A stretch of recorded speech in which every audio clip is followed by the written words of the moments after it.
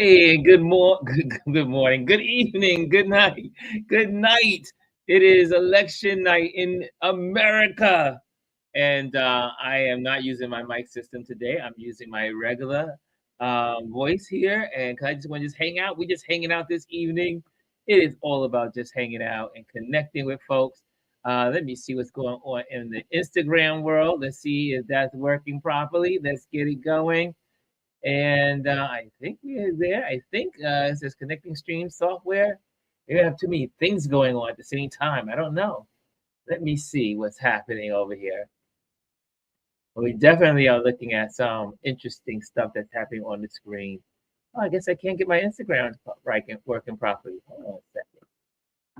And let's get that copied again and go into our StreamYard. Oh, I never set it up. That's why. Okay, let's get that set up with the StreamYard. And we are good setting it up. How are you all doing? Hey, Hannah. How you doing, Hannah? And I see you in the building. And it is 9 o'clock. And let's see. There we go. There we go. Get knocked on some. We're on Instagram Live now. That's okay. So today we're just hanging out, and let me get this here. Nice. Oh, okay, there we go. So we're going to be looking at a couple of numbers and a couple of pages. One that's doing really well is definitely Brian. So we're going to hang out with Brian a little bit on Brian Tyler Cohen. Hold on a second. Silence that. And I see Kamala is right now. Oh, they're just doing some stuff from earlier today. Pop that in there. So I see here. It's been good on Roland. Roland's been sharing and talking as well. But let's go over to Brian. Okay, let me just get this screen set up for you. And hey, Rashawn, what's going on, Rashawn? And let me get here and share this. Share election. Yeah, there we go. So we'll go there and share a little bit of what as well for Kamala Harris, but only 17% reporting out of Gwinnett County. Yeah. Also, only 6% reporting from Chatham County right now. If we look at how many votes are outstanding, we're at 130,000, and those votes broke in Biden's favor in 2020 by about 18.5 percentage points. So again, a lot of the places where we're waiting for votes are places where Democrats largely overperform. So we look at Augusta, that's Richmond County, where Democrats, Joe Biden won by 38 percentage points back in 2020. So, and if we look hanging out with the, we'll go from screen to screen. Columbus, and just like chatting up. Joe Biden overperformed. If you want to come on, let's see, Rashawn, if you want to come Donald Trump on, by Anna, if you want to come on, over just 20 scan the code, there. And so we're waiting barcode for there, votes to and come you can in from pop all on the of those screen places. if you want. If we look at where the votes are remaining, these are all in areas that are going to be favorable to Kamala Harris and Democrats, especially Gwinnett County. I think that is the bastion where we have the most votes remaining. He's been really good. Has, I think, the best graph. And again, just to give an idea of where Gwinnett County lands, that is where Kamala Harris is leading right now by about 22 points. 22 points, and by the way, that is an overperformance from 2020, where Donald Trump trailed Joe Biden by just 18.5 points. So that's good. So still too close to call out of Georgia. How's everybody doing so far? Everybody holding up? We're holding up, right? Not too much panic. How are you guys feeling? How are you guys, Hannah? How are you feeling? How are you doing, Rashawn? Hey, I see Fifi's in the building. She says, hey, guys, Bryson's in the building. I see you, Bry. I tell you, I cannot wait till this is over. I know we probably won't get all the answers tonight, but I cannot wait. And I'm so glad I get to hang out with you all versus sitting in the house by myself, kind of like, you know, when you're by yourself, your brain just goes all over the place. So it's good to just connect with folks. And that's why I'm here, because some of you might be the same way I am. It's just good to have company. And so let me see here. Let me see what I'm doing here as well.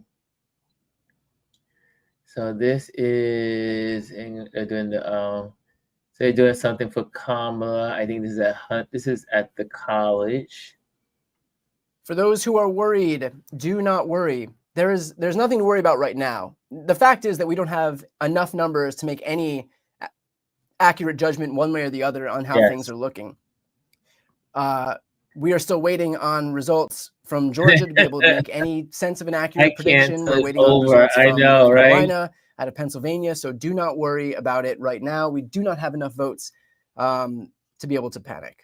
So she said, tired, so ready for the results. So for those that don't know, Fifi was out at the polls working today and helping people. So she is tired. The polls closed in North Carolina. And Fifi says she has she got a good vibe today. Fayette County is interesting because right now we've got 94% of the vote in. Trump won it 52.7 to 45.9 in 2020. Right now he's only garnering 51% of the vote. So he is missing his mark by 1.7%. Nice. Kamala Harris is overperforming Joe Biden by 2.3%.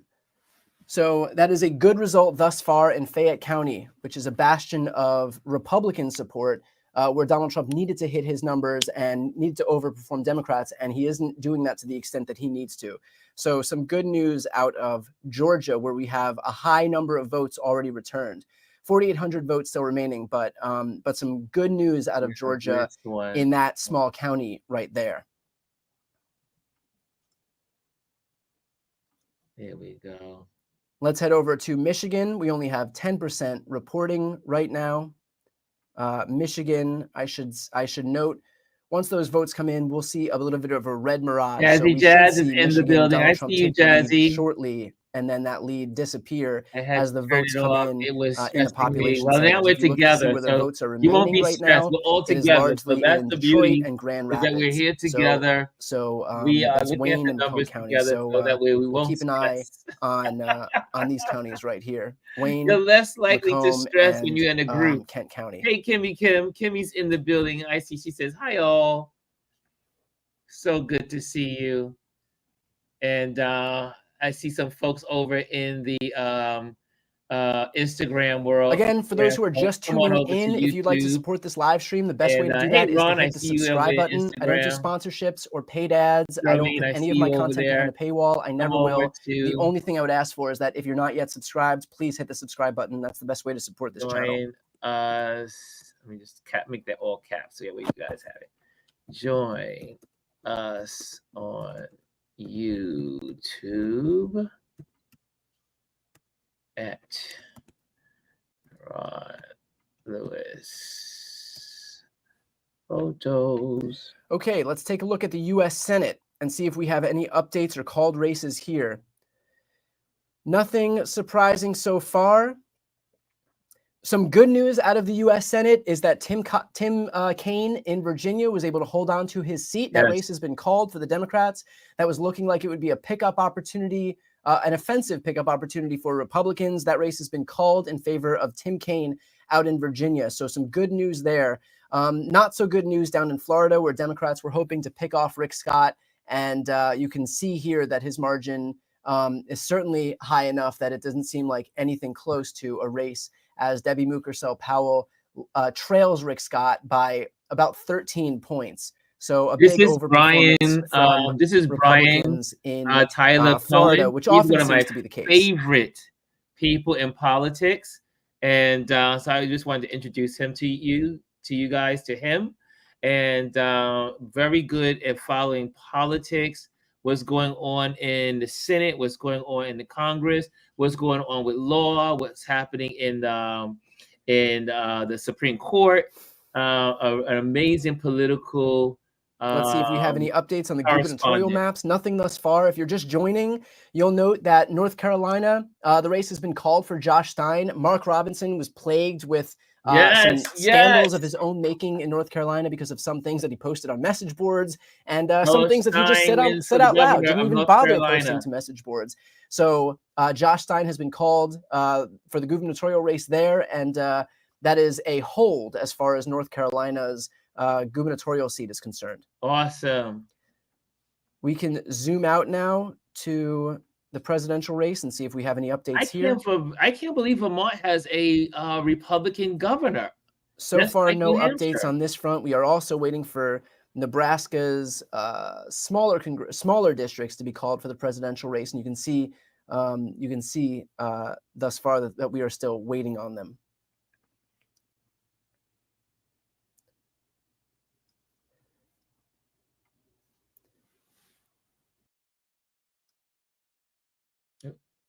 These races are surprises. I want to caution. I know that this is there's a lot of red on this map. There's nobody that's surprised that North Dakota, South Dakota, Wyoming, Nebraska, Kansas, and Oklahoma, and Texas went for Donald Trump. This is all completely unsurprising results thus far. Just a lot of the states where Kamala's support resides is California, for example, with 54 electoral count right now is 95, Kamala 194, half the way closer to where Donald Trump is right now. Because California, Oregon, Washington, and Hawaii, we have waiting as well. Still voting.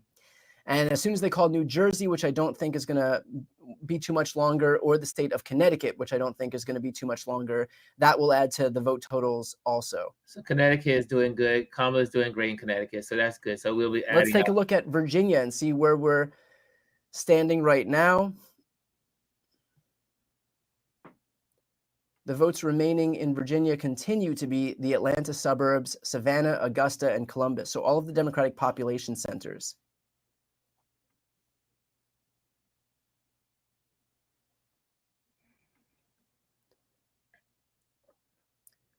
Let's see how Donald Trump is doing relative to the numbers. CNN is behind. Reporting there. She has 90. Overperformance in Heard County for Donald Trump. With, I mean, this is just a few thousand votes here, about 5,000 votes in this county. Another one for Troup County. So some of these red counties are going to go redder, and some of what we hope the blue counties are going to go bluer. But all of that remains to be seen. Clayton County. Kamala Harris is just trailing with 16% still left to count. So 18,000 votes left to count, just trailing Joe Biden's number in 2020. Same with Newton County, but only 41% are reporting right there. We got. I want to have you guys. We're joined. Yes, there's not enough votes to be making any accurate thank you. Right now. I feel better now. Says only 6% reporting in Chatham County. Awesome. Let's see how things are looking in North Carolina.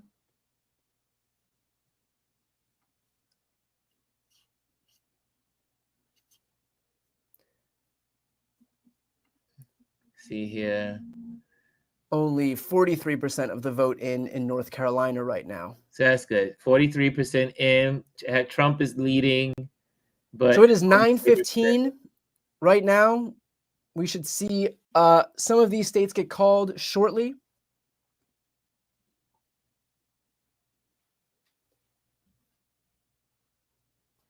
Yeah, we should have New Jersey called. New York has already been called.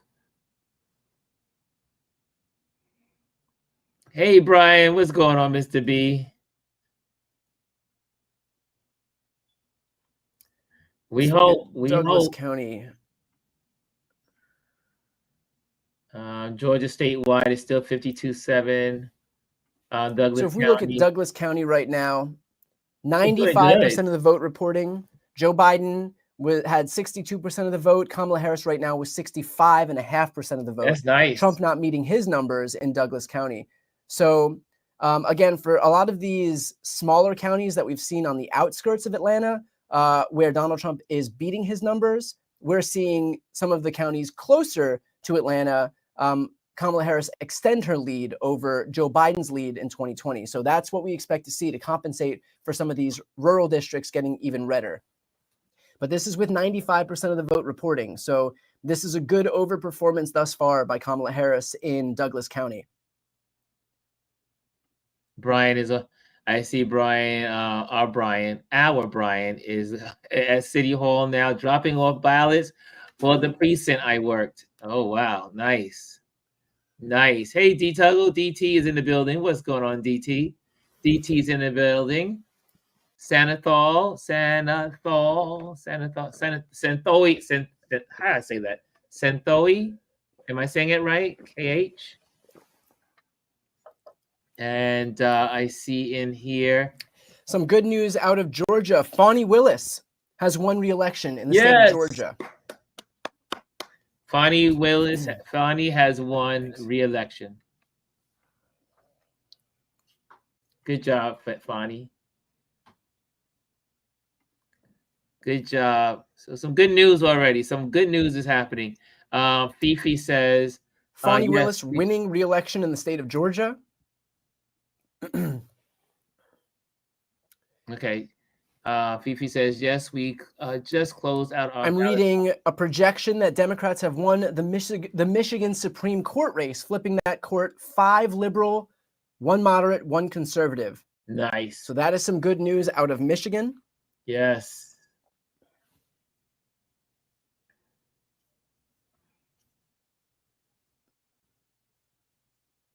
Good job, Michigan, on the Supreme Court there.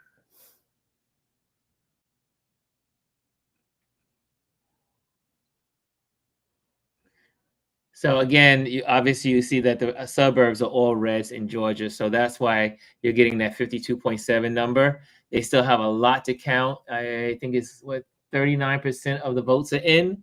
So they still got a whole lot. Sorry, my bad. 40 something is in. And they are still trying to count the major populated areas like Atlanta and Columbus and Savannah and Augusta. Thanks.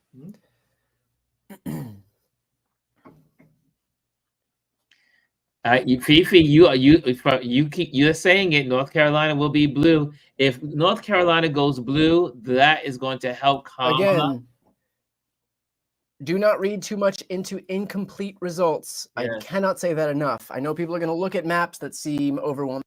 It's time to maximize your potential by unleashing theirs. Get NASM certified today and get the around here. Biden won Georgia in 2020 by 12,000 votes. Trump won North Carolina by just 75,000 votes. Biden won Pennsylvania by 82,000 votes. So a lot left to be counted here. I believe Biden won Wisconsin by 20,000 votes. So a lot left to be counted. And with hundreds and hundreds of thousands of votes, if not millions, we're looking at 1.6 million left in Georgia. The notion that we could determine who's going to be the winner right now is completely backwards. So a lot of votes left to be counted. Do not worry or panic because of the results with 69% reporting. Lisa says basically nothing is a surprise right now. Yeah, exactly. Everything is first in the right spot. Votes out of Wisconsin and just 3% reporting. 3%. This is a 50-50 state. So we'll head back to Wisconsin when we have more votes here. 22% reporting in Pennsylvania. Not much we can determine from this. If we look at where the votes are remaining, it's probably most of the state, but especially around Philadelphia and Pittsburgh. So a lot of votes left to be counted in Pennsylvania. 52% reporting in North Carolina. Votes remaining, Democratic population centers. So it should be good. We still 500,000 votes left in Mecklenburg, which is Charlotte. So if we look, for example, that is a county that Joe Biden won by over 30 points in 2020. So the fact that the vast majority of votes are still outstanding there is at least a sign of good news. There are 90% of votes still remaining. 90% That's 500,000 votes still outstanding in Mecklenburg County, which is Charlotte, North Carolina. So we'll keep an eye on North Carolina there. Oh, watching from Manipur.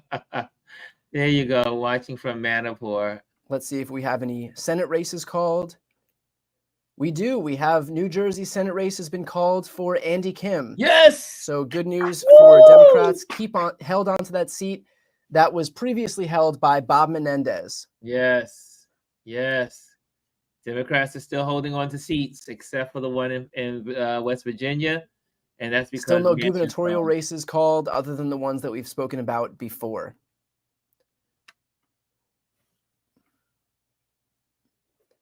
And this is where we stand right now. Yeah.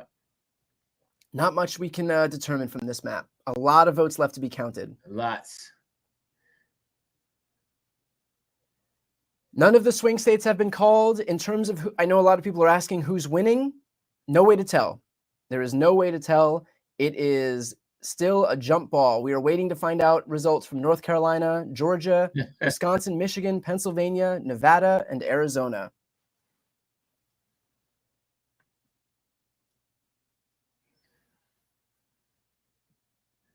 Yeah, Josh Stein just defeated Mark Robinson. Yep, that was really good news in North Carolina.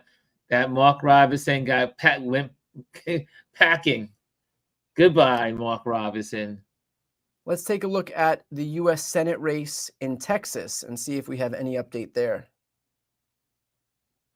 Yes, couples, nice Senate wins. Yep. So it looks like Ted Cruz has taken the lead over Colin Allred, but there is still a third of the votes left to count. So we only have 64% of the votes in. There are still 4.3 million votes remaining.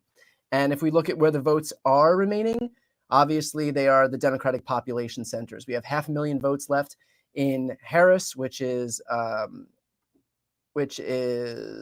right here, Houston, San Antonio, Texas, Dallas, Lubbock, and El Paso. So a lot of votes left to be counted there. Lots of votes. Okay.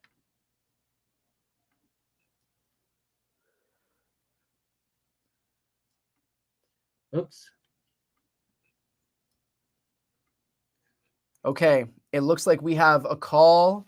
Decision desk has called North Carolina for Donald Trump. Donald Trump has won the swing state of North Carolina. Just to give some comparison here, this is a state that he just eked out a victory, 50.1 to 48.7 in 2020. There's still 48% of the vote remaining, but Decision Desk HQ has called North Carolina for Donald Trump at this hour. Wow. Okay, guys, North Carolina is gone. North Carolina is gone. It's been called. Let's see what they're doing over at MSNBC. Let's see what they're doing over there. And with it, it's 16 electoral votes. Remember, this is not necessary to Kamala Harris's path to victory.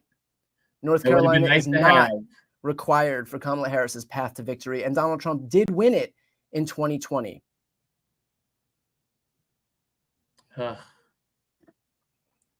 He picked up just a little bit more as well.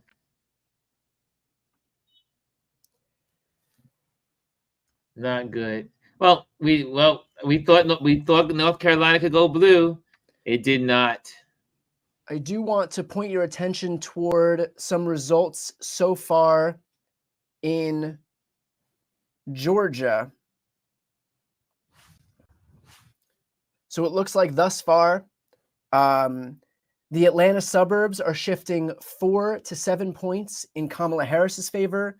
The rural suburbs, the rural counties are swinging 2 to 5 points toward Trump. So if you look at some of these margins here, where the vote totals are the highest at the top, so 91,000 votes in Paulding County, 4.5 points toward Kamala Harris. Columbia, a marginal shift toward Donald Trump, but the next few counties, Fayette, Douglas, Rockdale, Jackson, all pretty large suburbs of Atlanta, are shifting 4 points to the left, 3 points to the left, 4 4 points, 6.3, 6.7, 2.5. So these are good numbers so far for Kamala Harris out in Atlanta. The numbers that we're looking at right now are in Atlanta. Woo. So I'm going to switch over to Georgia. This is what we're looking at right now. So good news out of Georgia thus far. For people panicking over North Carolina, remember, What is everybody Joe Biden drinking? did not win North Carolina in 2020. I got my, it is not required my mountain water. For her path to victory. But What's some everybody drinking tonight? good margins that we're seeing out of these larger counties. Look, 4.5 points swing to the left in a county like Paulding, where it's 91,000 votes with 95% in, is objectively good news there.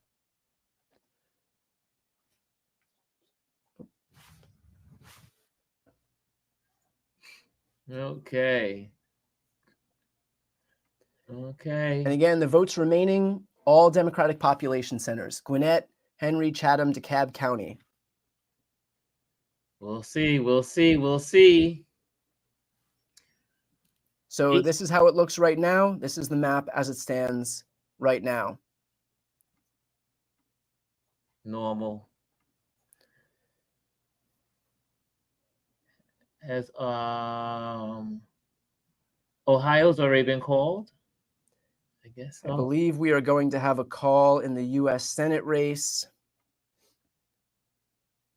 Other news networks are calling Texas for Ted Cruz. If we look right now, Ted Cruz's margin of over Colin Allred is about 6 points as it stands right now.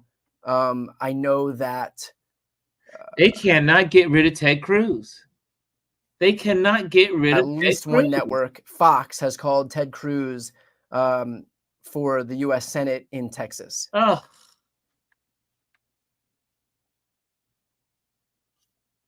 Man.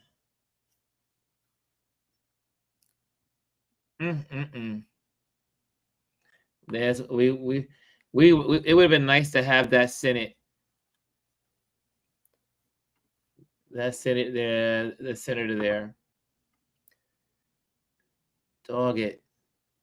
Let's see if we have any other Senate races that have been called. Still nothing right now out of the U.S. Senate that's any different than what we saw before. Ugh. Let's see if we have any gubernatorial races that have been called. Still hanging on, waiting for some gubernatorial race results. By the way, in the U.S. Senate, we're waiting on results for Nebraska. Hey, Girl Club, what's going on? I see you. I see you. We have 20% reporting with Dan Osborne leading. This would be a huge upset if this is what we're going to see in the end, but still a lot of votes left to be counted. Let's see where those votes are remaining. They're remaining overwhelmingly in Omaha and Lincoln. So let's see what the you're right about that, Derek. The breakdown right now is Dan Osborne is taking 62% of the vote right now in New York, in Omaha, and 64% of the vote right now in Lancaster County, which is where Lincoln, Nebraska is. So we'll keep an eye on what Dan Osborne, the independent, is doing out of Nebraska. And of course, Missouri, we're watching the Lucas Kuntz, Josh Hawley race right now, but there's only 14% reporting.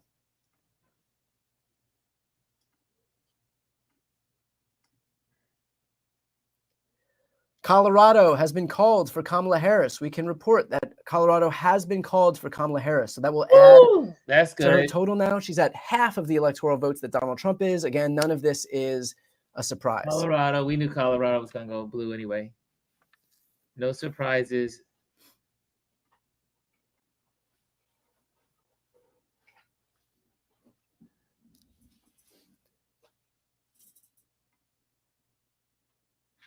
Man, I tell you, it's just, I thought North Carolina could do it. I really did think North Carolina was going to bring it home. They did not.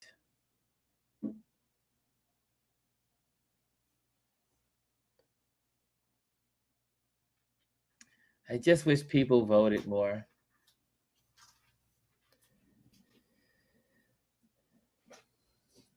So many people in the states just don't vote.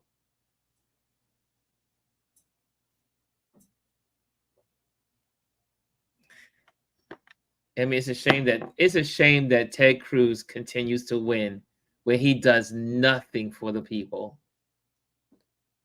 It's kind of sad. Looks like Maryland voters added an abortion rights protection to the Constitution. Let's see if we can find that result right here. Exactly, Jazzy. They don't vote, but they complain. I don't have this. They don't do nothing for me. We have 0% reporting right now. So as soon as that comes in, we will bring that to you as well. And let's look at the Senate race out of Maryland as well. Okay, that race has been called for Angela Alsobrooke. So that's some good news out of Maryland.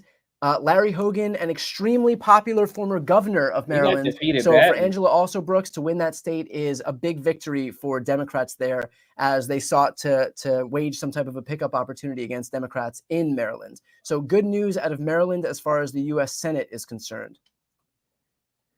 Still no call in Nebraska or Missouri, where we are awaiting those results. Wow. There's also Senate races happening in Wisconsin, Michigan, Ohio, and Pennsylvania that we're going to keep an eye on for the rest of the night tonight. And the great thing about Maryland, we have another Black woman senator in the Senate.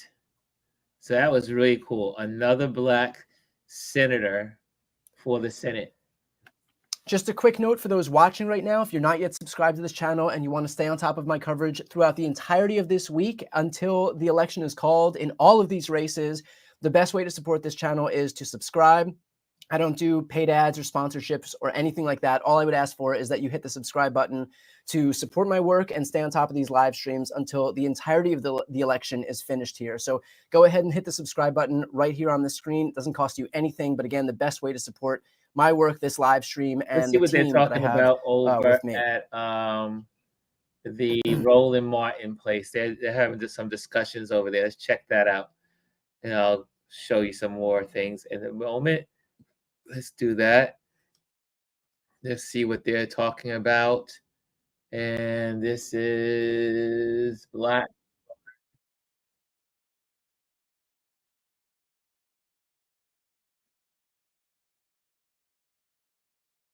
And where are we?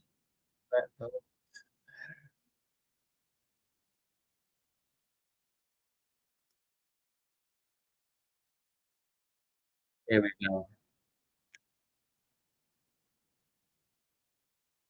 Because I can tell you that while you may have some moderate Republicans there, they fall in line. Yeah. They do. Which is why I hope that this race isn't as close as we're calling it. The other thing is I want to share is Pennsylvania just fascinates me, Roland, because it's a big union town. Whether you get the union endorsement or not, I was reading a report today that said one of the reasons that it's really close is that there are a large number of white, male, uneducated voters, low propensity and strong propensity, white, male, uneducated voters in Pennsylvania that are keeping those numbers tight. That's really it. Why does it fascinate you? Everybody knows that Pennsylvania. No. First of all, what you just described is Alabama. Yeah, but that's Pennsylvania. We're in the Northeast. No, it doesn't matter. Okay. Outside of Pittsburgh, Scott. Outside of Pittsburgh and Philadelphia, Pennsylvania is Alabama. Yeah. Listen, you got a higher percentage of them than a number of other states. And when you look at the gender they are uneducated. They are broke. And they are broke, uneducated white people. They are rural white people. Literally, if you go through Pennsylvania, I love what Roland. You know this. You go through Pennsylvania. Once you get outside of Pittsburgh and Philadelphia, the suburbs, you seeing red. I don't watch CNN. It's literally the exact same CNN thing. Is, one of the reasons ridiculous. why I only watch MSNBC or CNBC. Was to appeal Roland Martin, to folks in Scranton. And definitely Brian Taylor, Tyler Cohen. Look what happened. Firefighters did not endorse Vice President Kamala Harris. The last time they did endorse was Hillary Clinton. They always CNN will piss you off every time. So we know how firefighters feel. But you got the Teamsters. Even though she cast money in there. Yeah, but even if she cast a tying vote, they are still voting on culture. And this is the thing that we have to understand. that what's going on here. All this talk in 2016 was about, their economic anxiety. No, I agree with you, Girls have Club. been voting Roland against never their lets people economic finish their interests thoughts since the end of slavery. They have been. And so we have to understand that whiteness is real and the culture of whiteness is real. And so Trump pushes their buttons. He pushes their button on immigration. They think they're getting replaced. They think and all this sort of stuff. Immigrants are taking their jobs. And we see that in Pennsylvania. We see it in Wisconsin. We see it in Michigan. And so they were registered to vote and so you got these farmers tell people to who lost dairy farms in Wisconsin when Trump was in there. People who literally lost their family farms but still said they're going to vote for Trump. You're like, what the hell are you talking about? When you talk about this notion of who fights for the working class, the New York Times had a story how they're battling it out. I'm sorry, I need somebody to show me a Republican agenda that actually and still positively impacts the working class. It doesn't. What they've done is they have scripted this whole deal about, we're for the working class, we're for the working class, and they are, and the working class people are voting for companies who are doing stock buyback options, cutting their wages, not want to pay them, won't let them unionize, and they like, but that's my man. Like, what the hell? We can't understand it. We can't understand how come white people vote against their own interests. And they vote for Republicans all the time. The obsession with white supremacy, and this is obviously a global phenomenon. No, what it is right now is they are what's happening right now. All of the talk, all you keep saying, they are deathly afraid of the nation becoming a nation of majority people of color. Right. And so everything. It's happening. But data will tell you that's happening. But if all you have, the only power you have is being white. I mean, that is it, because you are not doing well financially. You don't have a great job. You need to blame someone else. So the reason why we don't have a job, according to Trump and his cronies, is because of the immigrants have taken your job, and they're going to take your black jobs too, right? And so they create this.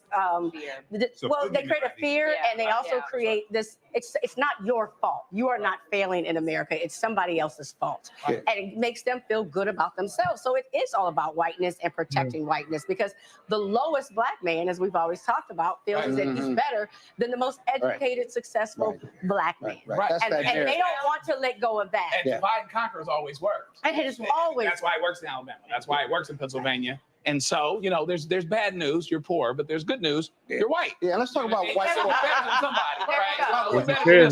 talk about white corporations in America and immigration that never gets talked about, right? I was just down in Mexico, working. Sure. And let me tell you something. I saw billboards of major corporations in Mexico and even in Bogota, Colombia, recruiting immigrants to come work for their company. The greatest irony of all. That's not in the narrative. Did you see one of Dave McCormick's companies? The guy running for U.S. Senate against Bob Casey. Did you see those billboards down there? I did not. But they were there. But these billboards were there. I mean, it's just the greatest con. The Republicans and the working class and that relation, how they've convinced the working class and the poor white least lost and left out as to why they should vote Republican, which is against their interests, versus Dems. It's not just blame shifting. It was lies. It's just lied to them. They believe it. They're lying to them for sure, but it's not just the fact that they're creating a boogeyman. Trump is a representation of the whiteness that they want to be, right? So even that they think that they are. I mean, they really honestly I think see themselves. But for those who are uneducated and, it's aspirational. Well, that's exactly what I it think is. also when we're having this conversation about whiteness, you do have to factor in, because I'm looking at. Yeah, that was really nice seeing all the new people, all the young kids, sold Gen Z. on exit polls at all. But when you NBC, according to their exit poll data, that 53% Latino voters are breaking for Harris, 45% for Trump. In 2020, it was 65% Latinos for Biden, 32% for Trump. And I've said this, somebody who's from Texas, and I understand there are white Hispanics. Right. Yeah. Absolutely. And Who we believe they're white. and we have to understand Certainly white when adjacent. Trump has been talking about immigration, you got a lot of Latinos who are like, That's send not- ass back.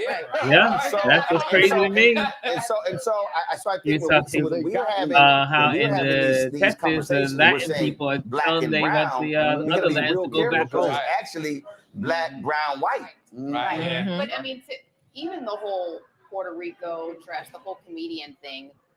I mean, I don't think that deterred a whole lot of them, right? I think it was nice to have J-Lo and all these other people kind of come out against. Well, I think you go to Alexandria, you see Latinos for Trump. It did. It did. Hold on. I think you got to factor in this when you talk about these exit polls, when you talk about Latinos, and again, they from Texas. There are folks who call themselves Latinos, some call themselves Hispanics, some will call themselves Chicanos. And so when we talk about the Latino vote, I think you have to factor in location. Yeah. A Cuban, a Venezuelan in Florida is going to vote different from a Puerto Rican in New York or Pennsylvania. And then you talk about a Mexican in California, someone who's Mexican in Texas. And so it varies. And so I think we have to, that's part of the problem in terms of how political folks grapple with. Again, I keep saying repeatedly how you have to micro-target voters. Right. And I think Democrats are going to have to realize how you micro-target black voters compared to Latino voters, because you have subsets within those groups. Right. Yeah. That's right. You know. Yeah. I mean, you got again, one exit poll is showing that Trump has doubled his black support in Wisconsin. I don't understand how. Yeah. Like, okay, what contributed to that? But you then again got to go into he if wanted that's to the vote case, but couldn't how? because he Who had were a those felony. And our politics is coming down to micro targeting because we're now coming down to margins. That's what it's coming down to. Right. And you know, I had to put my DEI here. I'm sorry. Go ahead. The person that's running for president has a felony. They don't look at us There's lots of differently. And felonies. so, you know, when you look at the Latino vote or you look at Asian vote, they have their own discrimination and sections within it. So the way a person who is Ohio Vietnamese is completely different than a person who's Japanese American. And the way they thought and the way they judge each other, and the separation also within the culture is real. And the same thing within the Latino community. The Cubans see themselves completely different than, like you said, a Mexican. Right. That's right. Really, typically in that area, regardless of geographical location. And so let's go back to what you're saying is exactly right, is that I don't believe that we look at the diversity within each group, and we have to. So we're gonna go back to the stats here. See what's going on with Brian. There we go.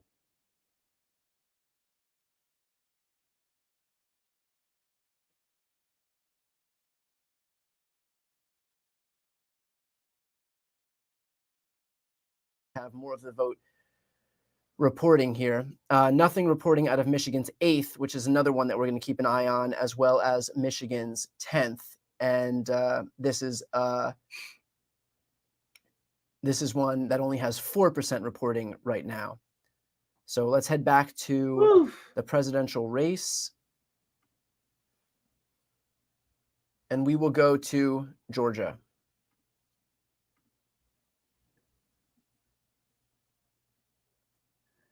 And 77% reporting. The votes remaining, of course, Savannah, Augusta, Columbus, and many of the counties around Atlanta, with I think the lion's share in Gwinnett County. To give you an idea of what that looks like in terms of results, Gwinnett County is going for Kamala Harris 60-38 thus far. That's only with 17% reporting. So good to have those votes still outstanding. Yes. It looks like Atlanta is all in. Fulton County.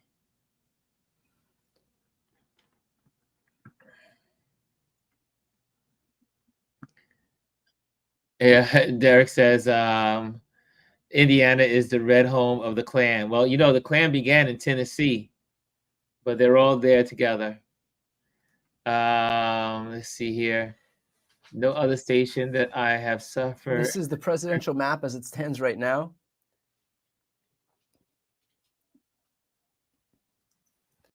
Oh, okay. Maybe not. Okay, so we'll hold on. We'll see. Brian says that they already said it. We'll see. We'll see. Thank you, Lisa.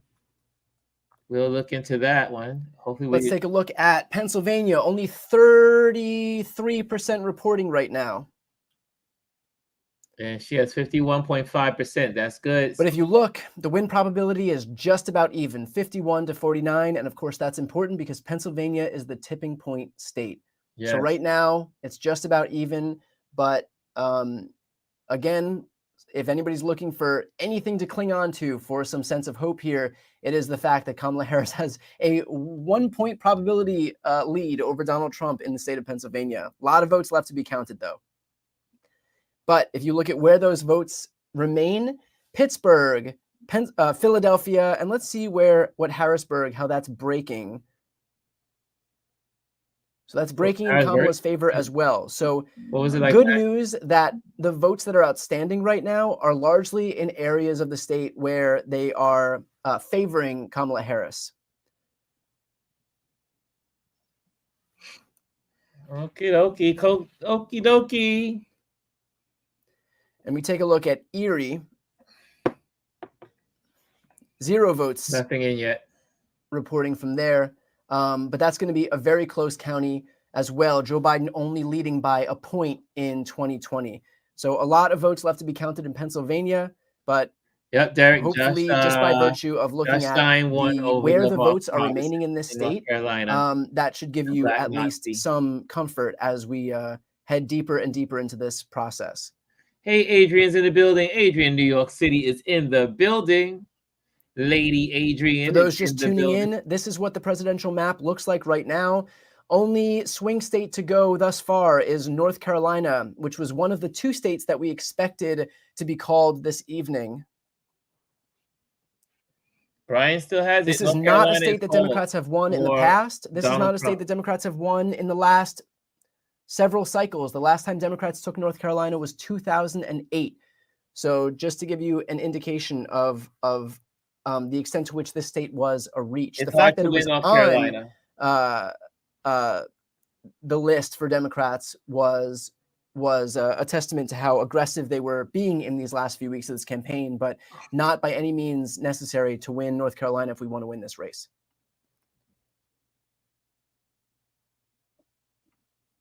Let's go to the Senate map right now and see if any races have been called. You had to change that. It looks like not. No races have been called since we looked at it last. Okay.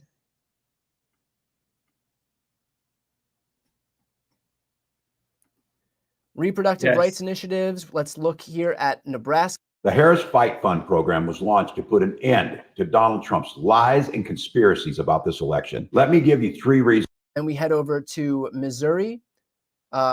Only 2% reporting, so not much that we can glean from there. Also, that ballot failed in Florida. Florida has a 60% threshold, so you can see that they got 56% of the vote voted for a reproductive rights ballot. 56% still wasn't enough because there is a supermajority threshold, basically, where you need 60% of the vote to amend the state constitution, which, of course, is a form of voter suppression in and of itself, because you need a supermajority to be able to pass laws, meaning the minority will be able to rule in this instance, and you only have 43% of the voters who voted against this amendment. If she can hold on to the blue wall, she gets it. If she can hold on to the blue wall and get Georgia, that would be a plus. Hold on to the Georgia. This is beyond stressful, Lisa says. But we're all together. We're all together. We're in it together.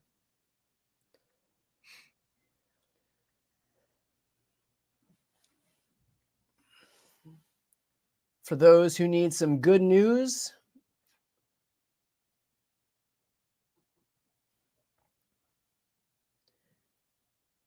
what's happening? Come on, Brian. Bloomberg's Jennifer Epstein reports some signs of hope that the Harris camp sees, slightly higher than expected support in early votes from suburban Georgia, outperforming the 2020 results in Douglas and Rockville counties. No rural surge for Trump. Long lines remain at 2 UNC campuses, although at this point that's not going to be very helpful. And favorable additional late arriving mail ballots and long lines at the University of Michigan. So just a little bit of good news out in a few of these states here. Okay, that's some good news there, guys.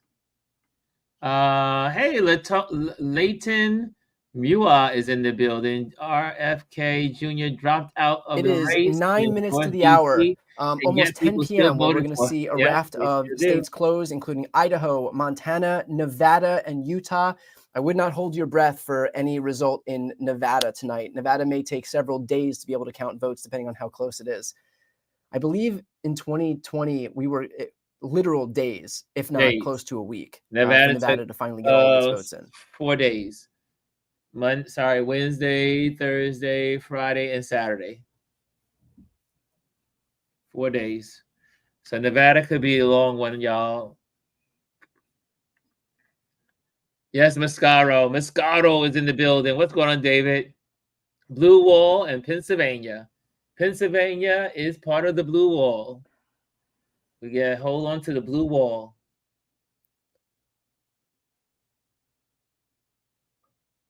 That's really important. Let's see here. Yeah, it's interesting how people still voted for RFK, but that's because people are interesting. The girl says the stomach hurts. I had to take. Let's take a look at Iowa right now. Okay, Iowa. Oh, only 19% reporting. Oh, still waiting. There's a 1% chance that she will win. Let's see where the votes are remaining. Well, probably the vast majority of the state, with only 19% reporting.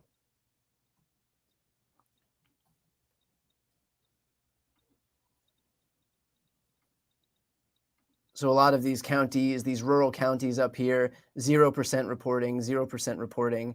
What's taking Iowa we will check back in with Iowa shortly. They do everything by paper and they do everything by heading back over to Georgia. Some places have no technology. 79% of the vote in. Still 1.1 million votes remaining. This is a race that Joe Biden won by just 12,000 votes in 2020. Yes, the blue wall is 3 states. The blue wall is 3 states. It's Wisconsin, Michigan, and Pennsylvania.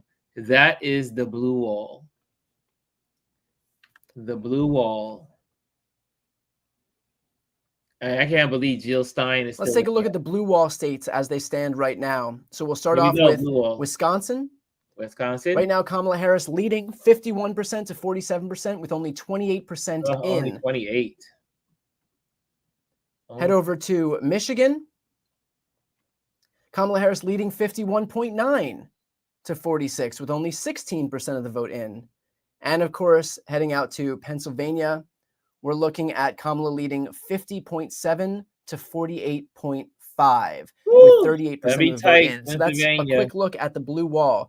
Just a reminder, if we are looking at the forecast here, if Kamala Harris is to win Wisconsin, let's go to the forecast. Let's make a prediction here. If Kamala Harris is to win Wisconsin, Michigan, and Pennsylvania,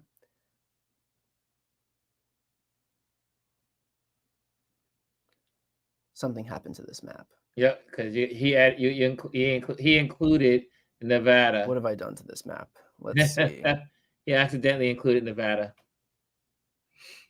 It should be 270. I think I flipped something somewhere. Yeah, you flipped Nevada and Georgia.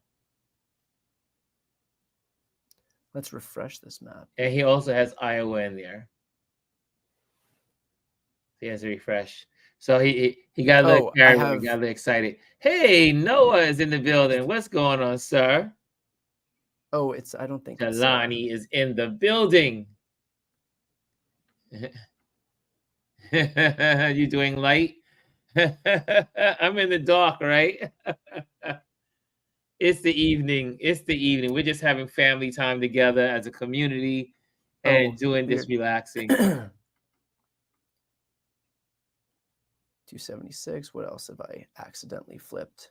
Here we go. There you go. See, now he saw it. Get rid of Nevada and get rid of, there you go.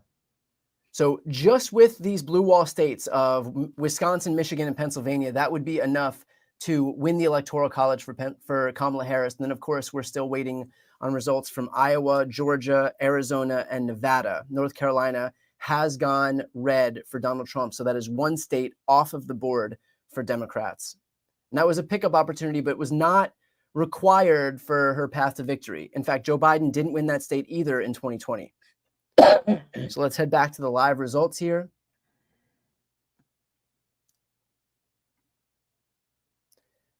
We're still at 79% reporting out of Georgia. It is going to be a lot of counting left in Georgia. We have 1.1 million votes remaining.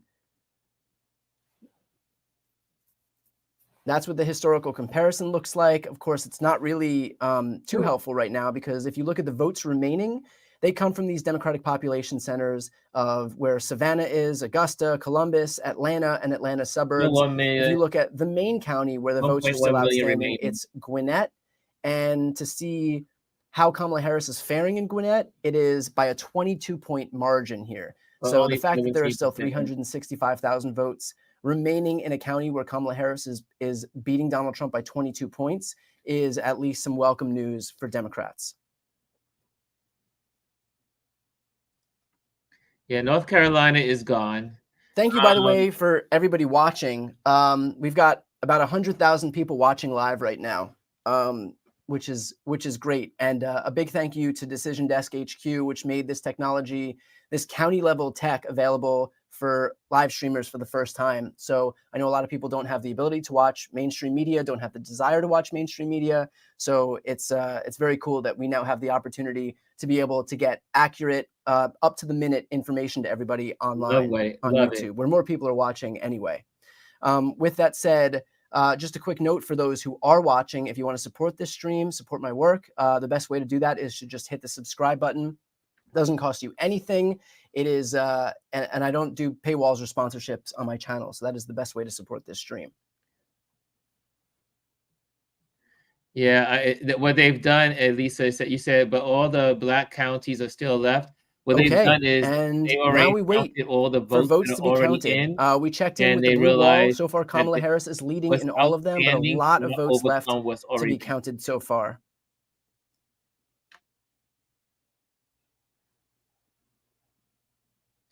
So the black people, a lot of those areas don't have enough votes to overcome the Trump votes,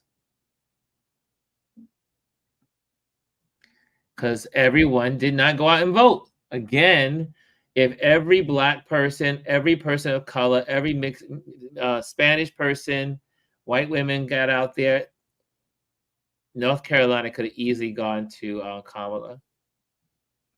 There's some people that just did not vote. Lisa, Michigan, not part of the... Michigan is part of the blue wall. Michigan is part of the blue wall. It's Wisconsin, Michigan, and Pennsylvania. 3 states that create the blue wall. Those 3 states have voted in unison, except for one time. Okay, so that is the update we have right now. Not a lot of news as we await these votes being counted. Decision Desk HQ has just called a race, Utah for Donald Trump, so no surprise there. That. Yeah, Utah, Montana as well called for Donald Trump. So none of these races are surprising, but it is now 10 o'clock Eastern, and we're looking at a few more races that have been called for Trump. Again, all safe Republican states, no surprises in any of these. As soon as we have any updates besides Montana and Utah, we'll bring them to you here. Let's head over to the U.S. Senate map and New Mexico. Utah's Senate race has, of course, been called for John Curtis before a single vote has been counted. No surprise there as well. Let's check in Nebraska, 40% almost reporting, and Dan Osborne is leading Deb Fischer. He's the independent candidate, leading Deb Fischer. 53 to 46. So we will, of course, keep a very close eye on that race. Let's see where the votes are remaining there. Overwhelmingly in Omaha and in Lincoln. So just to give you an idea for Lincoln, Nebraska, what the vote totals are like so far, Dan Osborne is leading Deb Fischer by about 30 points. Wow. Let's take a look at Omaha, Douglas County, leading Deb Fischer by about 17 points. And finally, Sarpy County leading Deb Fischer by about 9 points. So the fact that Dan Osborne is leading Deb Fischer in all three of these counties where the majority of votes are remaining is at least some welcome news. But of course, there are other counties out here in the middle of the state, and let's see how those are breaking. So smaller counties, but breaking in Deb Fischer's favor. We have no results here. So a lot left to be counted in the state of Nebraska here. We will keep an eye on that. Again, 39% reporting as Dan Osborne leads Deb Fischer with almost 600,000 votes left to be counted. Checking into Missouri, where Lucas Kuntz is facing off against Josh Hawley. Right now, with 23% reporting, Lucas is leading Hawley by less than a point, or by about 1.1 Please, points. Lucas win, please. So a lot of votes left to be counted there. About 77% of the vote left to be counted out of Missouri. We will check in as soon as we have any updates with that one as well. It's going to be a tight one, though. But the Nebraska one is really good because the gubernatorial races, no calls thus far since the last time, other than, of course, the big one, which is Josh Stein defeating Mark Robinson, one of the more deplorable figures that I've ever seen. Josh Stein has defeated Mark Robinson after Mark Robinson made himself out to be somehow more extreme than Donald Trump.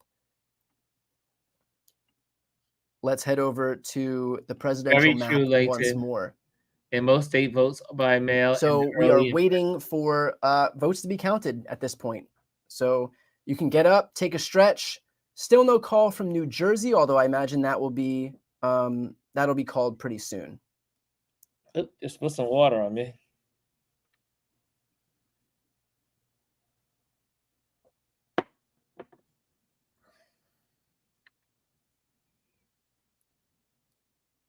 So back to Nebraska. So if the Nebraska senator wins, he will become like a Manchin because it was originally a Republican in Nebraska, but now we will have an independent in Nebraska, which is pretty much like Manchin was the Democrat, but act like an independent in West Virginia.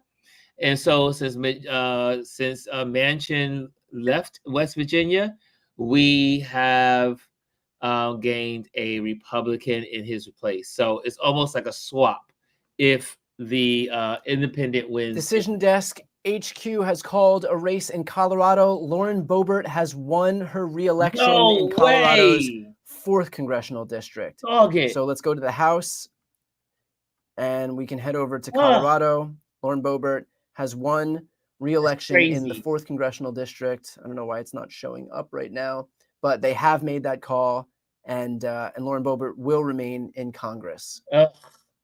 She, of course, moved out of the 3rd congressional district to escape Adam Frisch, where she only won re-election by 534 votes in 2022, and went over to the more conservative 4th congressional district. And that we don't have results showing up right now, but that race has been called for Lauren Boebert in Colorado.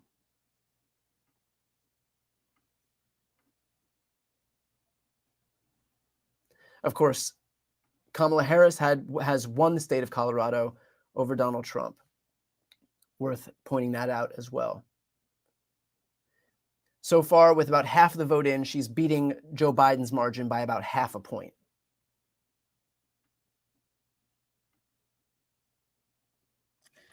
So I see here, so man, that crazy Looney Tune in terms of reading into the win probability, I'm getting that question. I wouldn't focus on it too much. These races are going to be razor thin. There are still there are millions of votes left to be counted in the states. So at this point, I would just wait and see. There's really no point gleaning anything from win probabilities.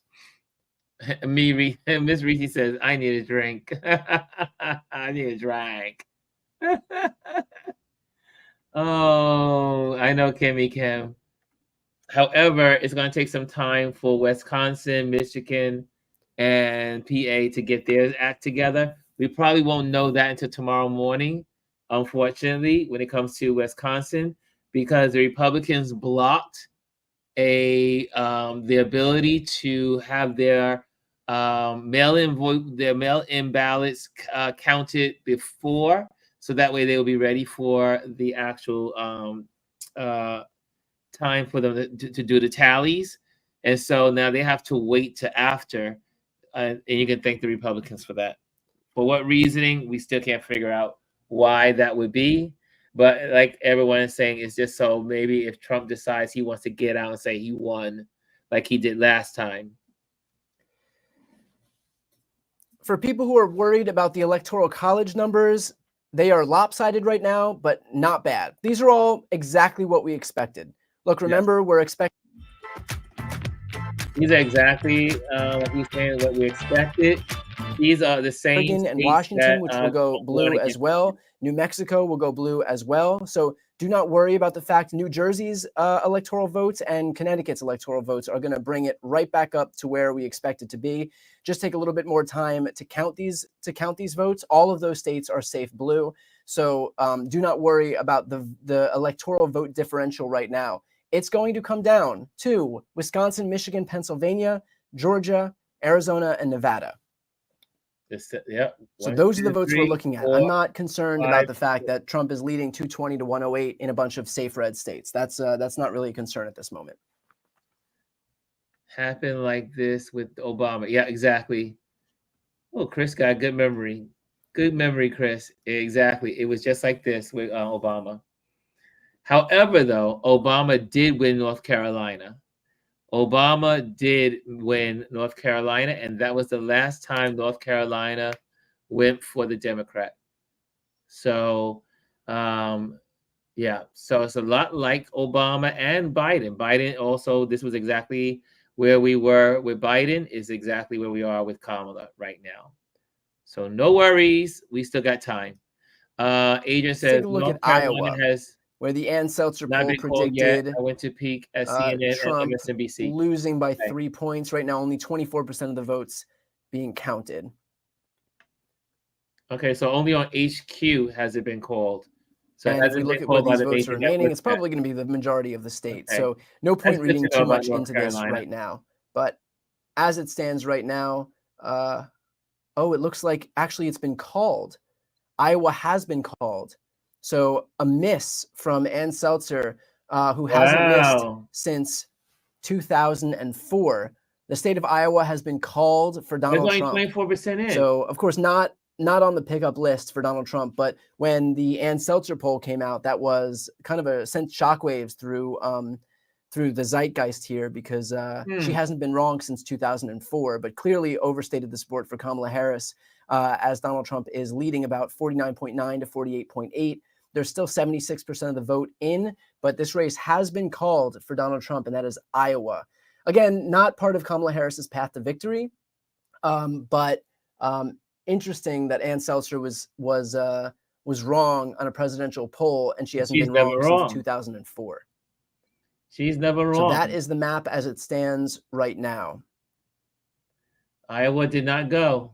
Iowa, according to HQ, did not go for Harris. Oh, that would have been a surprise. That would have been a surprise take.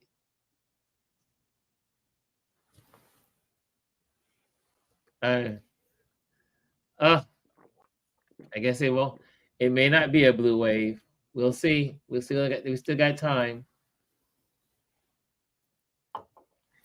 I'm only seeing 34% of the polling for Iowa. Exactly. I don't know why HQ has already called it.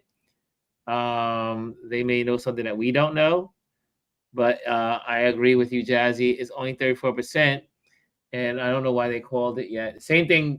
You guys said that the networks have not called North Carolina, but HQ has already called North Carolina as Trump. So There is a discrepancy between HQ and the main networks. Let's take a look at early Arizona numbers. 33% are reporting right now. And Kamala Harris up 50.7 to 48.5. Not much we can learn it's only from 33%. this. With Maricopa County reporting about 56% of its votes. And that is where 70% of the votes in the state come from. Oh, I'm sorry, not, no, I'm thinking of Nevada. The majority of the votes come from Maricopa County, but not 70%.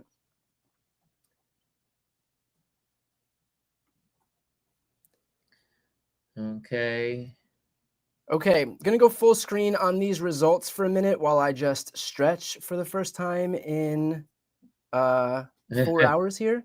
So let's go full on these results. The map will update if we have any results, and I'll be back in just a few minutes. Okay, cool. So that's excellent. But I'm not sure why HQ. HQ is another stat gathering platform, but they've been ahead of a lot of stuff versus compared to the major networks. The major networks also have to do all kinds of confirmation, and so that's why they're a little slow. But it's interesting that HQ, which is a stat gathering for online entities. Hey, look who else is in the building. Someone else just popped in the door. Oh, I heard the ding dong. Oh, there we go. There she is. What's going on, Gwen? Lynn? Not much. I literally just started watching, honestly. So yeah, a friend of mine texted me and said we should have had a drinking game, and I thought, probably not, because I can't afford to do that. I got to stay focused. So I figured, let me see what's going on for a little bit. Dominate the Rift with Opera GX. Yeah. But it's early. Like, in my head, it's still early. So I'm just... It is still early. I mean, we still got the West Coast to go, and but also Jazzy did say. Jazzy says, for those that did miss it, North Carolina. North Carolina was called on the major networks before HQ called it. Okay, so it's all in alignment. Okay, good. I was wondering why HQ was getting it before the major networks, but yeah. So for those that don't know, HQ is a platform that has been created for people like us who are online that are doing these kind of shows or have our followers, but instead of depending on the networks, you can now depend on HQ, which is a separate entity that gives you the same information. So you can get the same information without going to the main networks. Oh, okay. Well, that's cool. I didn't know that. Yep. So that's what HQ is. It's a new platform. I see here it's Taco Tuesday. I should have gotten a margarita, says Miss Reese. Oh my goodness. Yes, Donald Trump is still leading in Georgia because they have not counted all the Fulton County, DeKalb County, and the county that Augusta is in. So they still got a lot of counting to do, and that's where the majority of the Democrats are. So it may appear that that Georgia is ahead. Either way, though, it's going to be tight. You can almost guarantee if Kamala wins Georgia, it's going to be tight. It's going to be just tight. like Biden. It was tight for Biden in the last election. Well, this is, again, we mentioned earlier, it's eye-opening as to where we are in this country. It is eye-opening. And whether, I hate to say it, no matter what side, because there clearly are some repercussions, but, it's one of those where we have seen a lot in the past 3 months. Say the past 3 months, we have seen a great deal. And you just have to figure out, as I was talking, like, where do we go from here? Well, the thing is, as it seems that as young people, as the generations get further away from the civil rights movement, a lot of young people do not have that connection. And with that, not having that connection, they are a lot, the ones that did vote for Trump, they just don't have that knowledge. They don't have that, a lot of us grew up doing, our parents were in the civil rights movement. Mhm. We are so closely connected to that history that we think twice, or our thought process is a little more deeper when it comes to voting and why we're voting. We're like grounded in why we voted. And a lot of, as you can see, Don Lemon did some great on the out there, just asking people on the fly, and so many young people are not connected to the process. And this is what happens when you don't teach civics. The civics part I can get. That Yeah. part I get. I get the civics part. I don't know if you need to be connected to the civil rights movement per se, because the way that Black and brown bodies have been treated, that has not changed. It Mhm. hasn't. The only thing is, like, we now have it in color, right? And for some people, it comes across as entertainment that you would want to watch time and time again. Some Black or brown body be brutalized and dehumanized on TV. Like, that's the only thing that's changed. So the idea that they're not connected to that, we just had the Black Lives Matter movement. It is still very much here, right? Yeah. We still see police brutality. That has not changed. But And you if know what? anything, as a But think woman, about how what happened? many of these young folks that are voting for Trump, in the midst of all of that Black Lives Matter and what they've seen, what they experienced, and they've seen their friends killed by cops, they were still like, you know what, I'm going to vote for Trump because they don't have a connection to even the knowledge of, if Trump's saying he's going to give police full, immunity to do what they want to do, and for some reason it's not registering with them. I don't believe so. So here's what I'm thinking. One, yes, we need to teach civics again. So that's one. But you're talking to a generation of people who are privileged. And I This is mean true that in too. terms of they have had access for a lot of things, and they have not ever experienced not having Yes. any kind of rights. They don't know Yes. that life yet. They've never had really any kind of serious issues. They see stuff, but again, these are the kids who there was a guy down in Florida, I believe, who was drowning in a lake, and 3 kids filmed it versus calling for help. Now, they ended up getting arrested because, it is a crime to watch it happen. So, but they filmed it as if it was entertainment. So, like, there's a disconnection, and perhaps all of what has been on media and everywhere else has desensitized them. They don't know it yet. Yeah. And I use the word yet. Yet.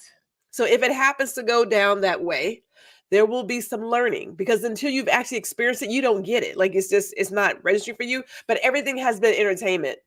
Everything is TMI. They grew up with social media and just sharing stuff. Like, you have young people filming themselves committing crimes, and we were never that stupid.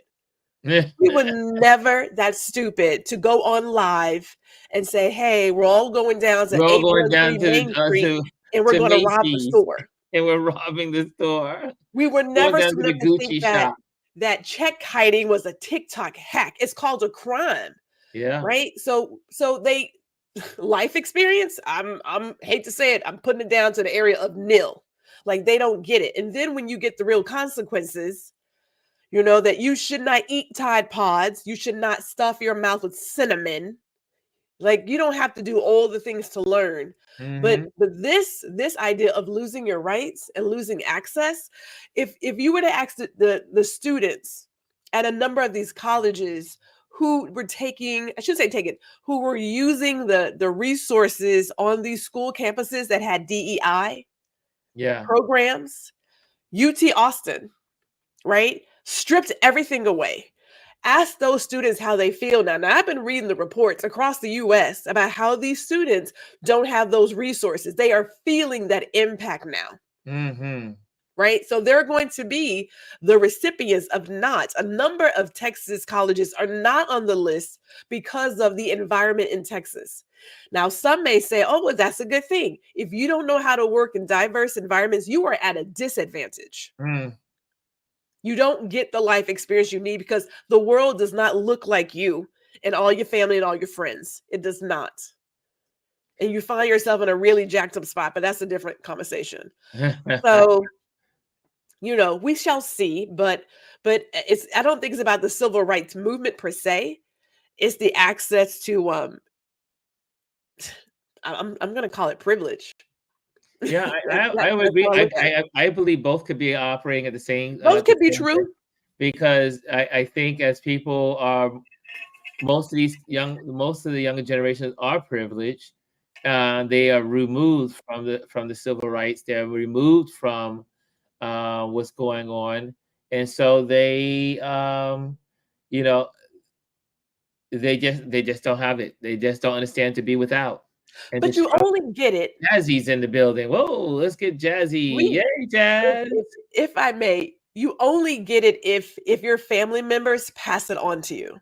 Yes, exactly. Right. So again, if you have family members who, if your family found a little bit of comfort and no longer felt the need to be part of the collective and went to a mindset of silo, so it's me and mine and screw everybody else, then you don't see it as I need to participate in the collective. Yeah. Hey, Jazzy Jazz. Hey, can y'all hear me? Yes. How you feeling today? I'm a little bit stressed, but well, I think it's like I was telling someone earlier. I think I was telling Fifi. My neighbor was on the elevator with me today as I was at my mom's house, and she says, "I said, how you doing?" She goes, "Stressed," and she said, "I feel like I'm waiting for a biopsy." Oh no! She said the nation feels like is waiting for a biopsy.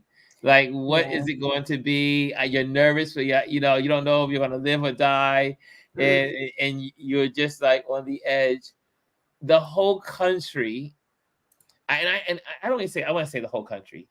I really believe the smart people of the country and the people that are of color or women, they are on edge because the educated folks know what's going to happen if Kamala does not make it.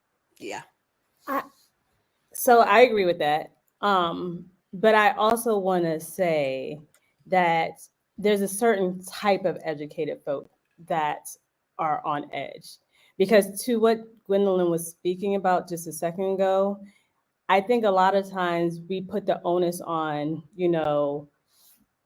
people just feel so disconnected and don't understand the power that they have with the voting situation.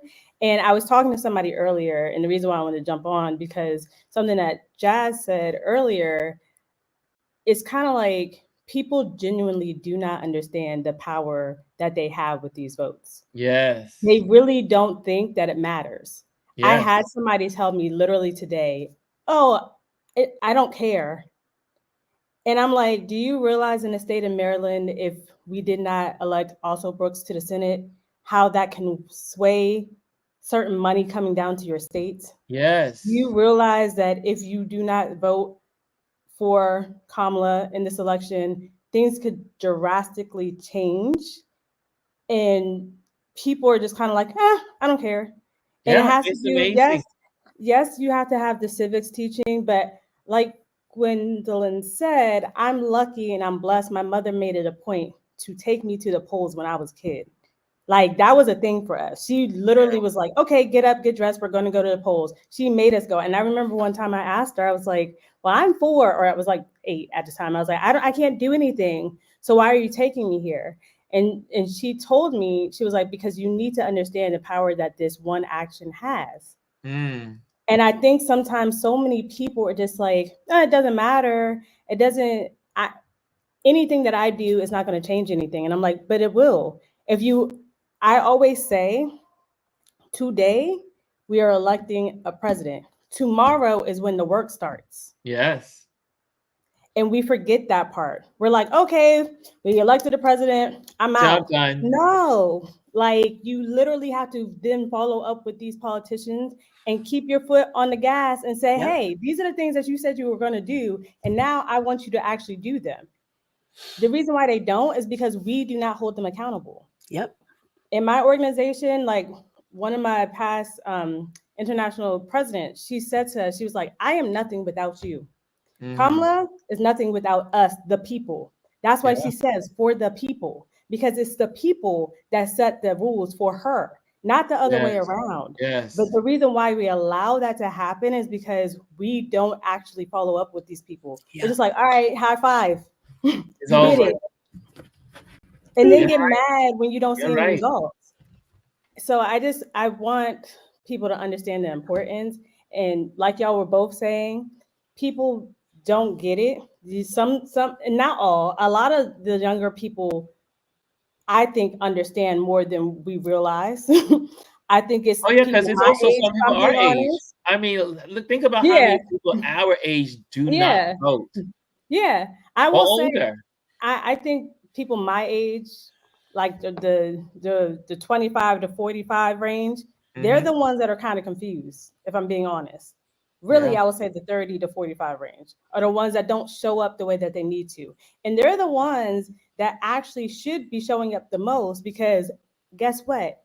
If our economy crashes, we lose our jobs, we lose our houses, we lose our funding, we lose our Medicare, we lose our aid, we lose our 401ks. Why are we not showing up for ourselves? I don't understand that. These younger people get it, I think, because they're like, hey, we're kind of seeing things shift. You know, like the 18 to 22 to 23-year-olds are like, oh, I kind of understand. It's us. I'm just gonna be real. It's us. It's us. Like I said, I when I saw a man, when one of my neighbors said, and it was crazy because one of my neighbors, his wife is get to the polls. She wears a t-shirt. She works in the polls. She is all about voting. She is all in. And he's like, I'm not voting. And I'm like, how do y'all both live in the same house? I know, right? How do you live in the same apartment? That would drive me, if my spouse says something like that, it would drive me crazy. Yeah. I just think we've been conditioned to not care. And it's kind of like I don't know, some people will tell me, like some of my friends, they're like, you're so passionate about it, why? I'm like, why aren't you? This is something that y'all sit here and go to Beyonce concerts and stand in line and, did you get this Usher ticket? And I'm like, bro, you can't go down here and vote for your actual basic rights. Right. I'm like, this is things that affect you every single day, literally every day. So I just don't understand it. I really, really don't. And there's so many people out here that want to actually vote, that actually want to make a difference, and they can't for whatever reason, right? If they're a felon, they can't vote in certain states. If they're, an immigrant that pays taxes, let me be clear, they pay taxes, a lot of taxes. They can't vote. And yet we take our the little thing that we have here that is so huge, we take it for granted. People come to our country because of the fact that they do not have the freedom that we have here to even cast a vote. Yes. They literally live under dictatorships, and we're sitting here on, it's a luxury to be able to do that. I told somebody earlier today, I was like, it's literally a luxury for you to say, I don't want to vote, and it doesn't matter. Right. That's crazy to me. But yeah, I hear you. And there was an interview this week on, I think it was Channel 7, and they interviewed this woman, and she is an immigrant. She migrated here. She became an immigrant. She has her papers. She works here, and I think she's waiting for her papers. She's waiting. She's in waiting, and she says she is terrified. And now she and her children she has to now think what country they need to leave to go to, because they don't want to be sent somewhere They want to have a choice in where they go. Yeah. So she said they are now looking at their lives differently. If Trump wins, she says we have to immediately start packing our stuff up and see what country she was doing her homework now and saying where could she go? Where would she go from here after they worked so hard to get here? And now this country is now no longer the country she thought it was.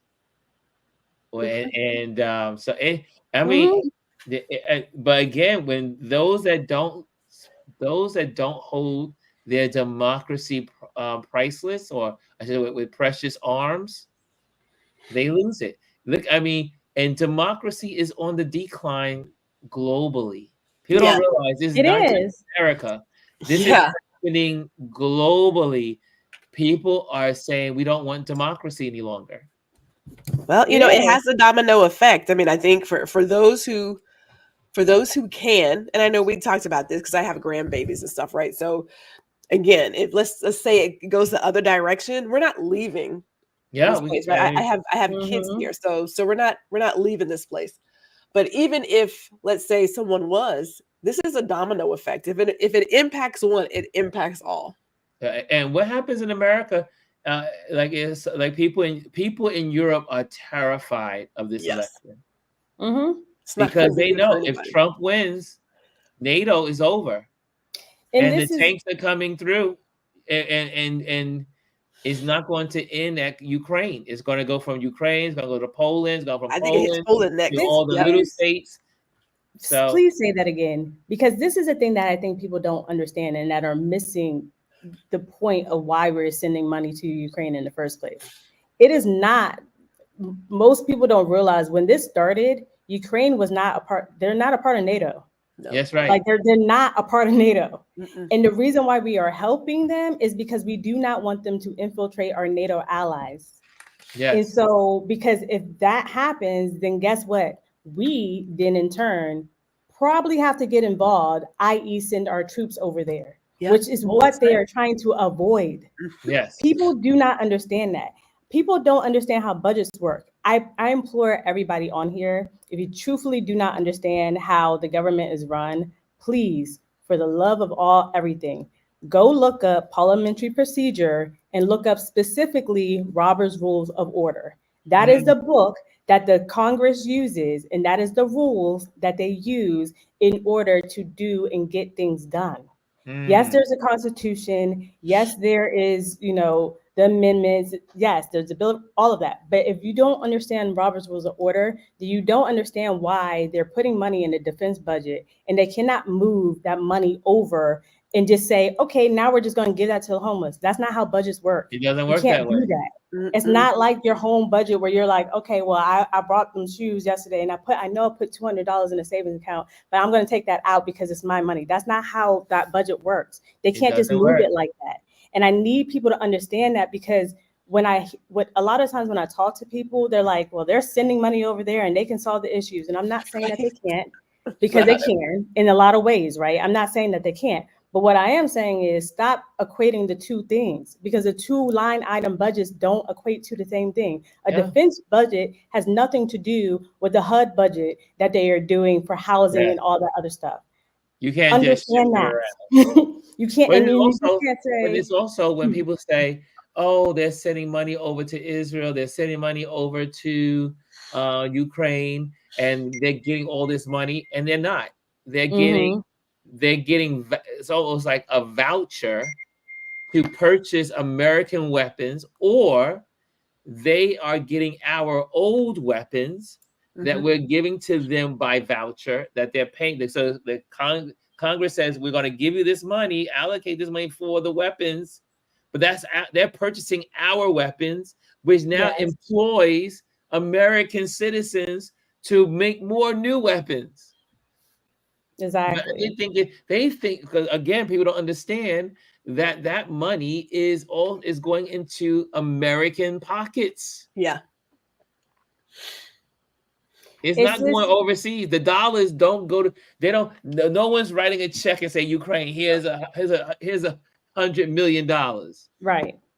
And it's just, I just think that sometimes we oversimplify things to a point of not being rational about how we're viewing things. And I just think that, like, the reason why I talk about Robert's rules is because I'm just like, you know, just like when people are like, I want to eliminate the electoral college.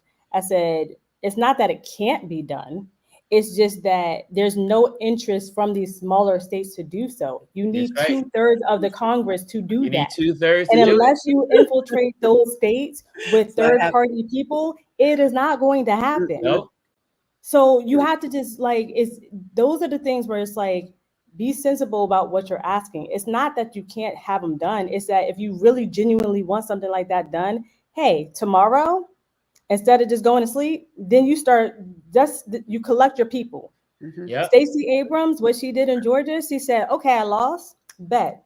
Let me go down here to these nonprofits and get my people and galvanize with these people. And that's she the put reason why action behind her. She put action. She put action behind it.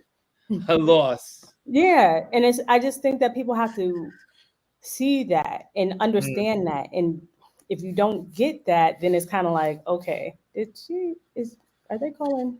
Sorry, I was looking at. But yeah, I just think that I wish that people would truly, truly stop just relying on what everybody's saying on the radio, what we're saying, go look it up. Yes. You figure out how to go on vacation. You can go look up what is going on in your neighborhood.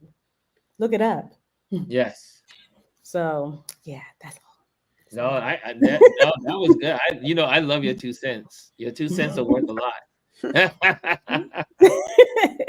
Your 2 cents are definitely worth more than 2 cents. So it looks like Arizona. So they're looking at some of the. Let's hear what Brian is saying. Yes. And hold on a second. Let me get Brian up here. Going back to the U.S. Senate races, in Nebraska, 44% of the vote is in.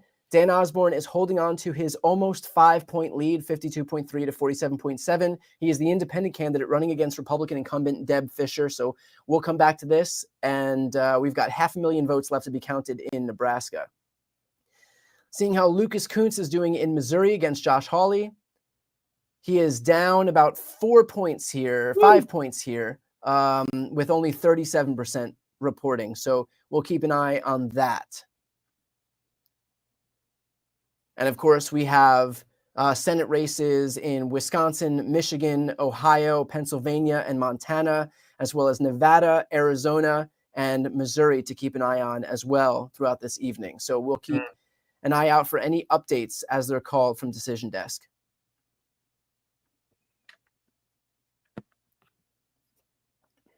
So far, it's just waiting for those states to come through. Well, what time is it? Starting to freak me out. It's almost 9:40, but it's going to be a long. Oh yeah, it's going to be a long night. What's interesting is Decision Desk has called Georgia, but I don't believe any other network has called Georgia. Who called Georgia? Decision Desk. Let me know in the chat if you're seeing any other network having called Georgia, whether it's NBC, CBS, Fox. Who's Decision Desk? I'm just curious. Or AP. Mm-hmm. AP has not called it because I'm looking at Google. Yeah. AP hasn't called it. They haven't. MSNBC hasn't called it yet either. So yeah, I don't know where they got that. We got. I don't see Kornacki doing anything. Yeah, they called Iowa for Trump officially. So it sounds like MSNBC has called Georgia. But the other outlets have not. Is this like AP has not called it. AP hasn't called it. I really if they elect this man. But you know what? If they elect this man, I say America gets what it deserves. Yeah. And because America, unfortunately. So interestingly, AP has not called Georgia. And I don't think, let me see. Nope, they haven't called Georgia. Yeah. They haven't called Georgia. They haven't called Iowa. Yeah, they haven't called it. And neither has NBC. Yeah. So right now I'm going by the results that Decision Desk has, and they have called Georgia for Donald Trump.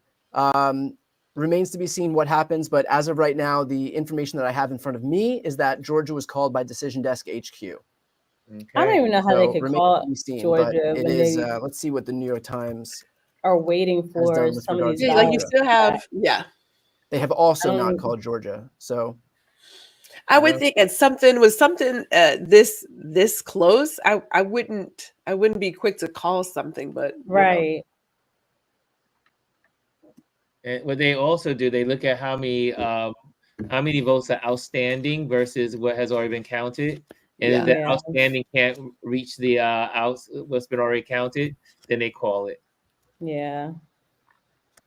Yeah, it's so sad. So this is the map where it stands thus far, as far as Decision Desk scared is concerned. now, y'all. Again, there is a little bit of disparity between other maps. I know AP, NBC, New York Times have not called.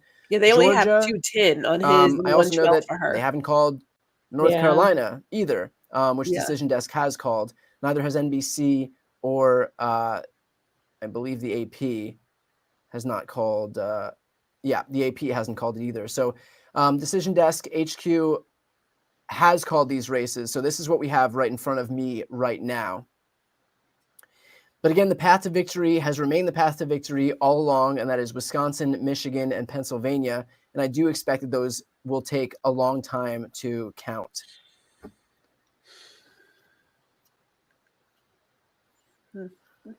And it will also show that America is still the most misogynist place. We may see, as far as Michigan is concerned, racism. Yeah. Just like when people are sitting here putting I voted stickers on Susan B. Anthony's gravesite. I'm like, we may see votes come in the morning as late as 4 a.m. So we could see Michigan get called sometime very, very, very late this evening. And that is because we're going to be waiting for votes out of Detroit, Wayne County. And that's Michigan. Mm-hmm.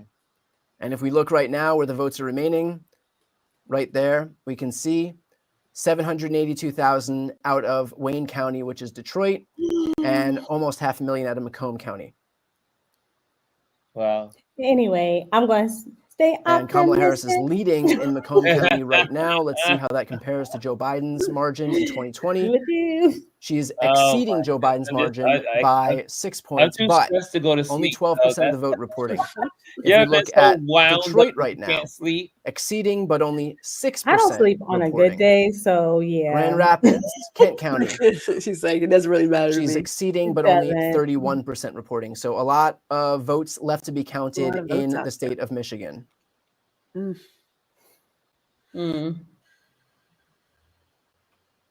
Well, we'll know.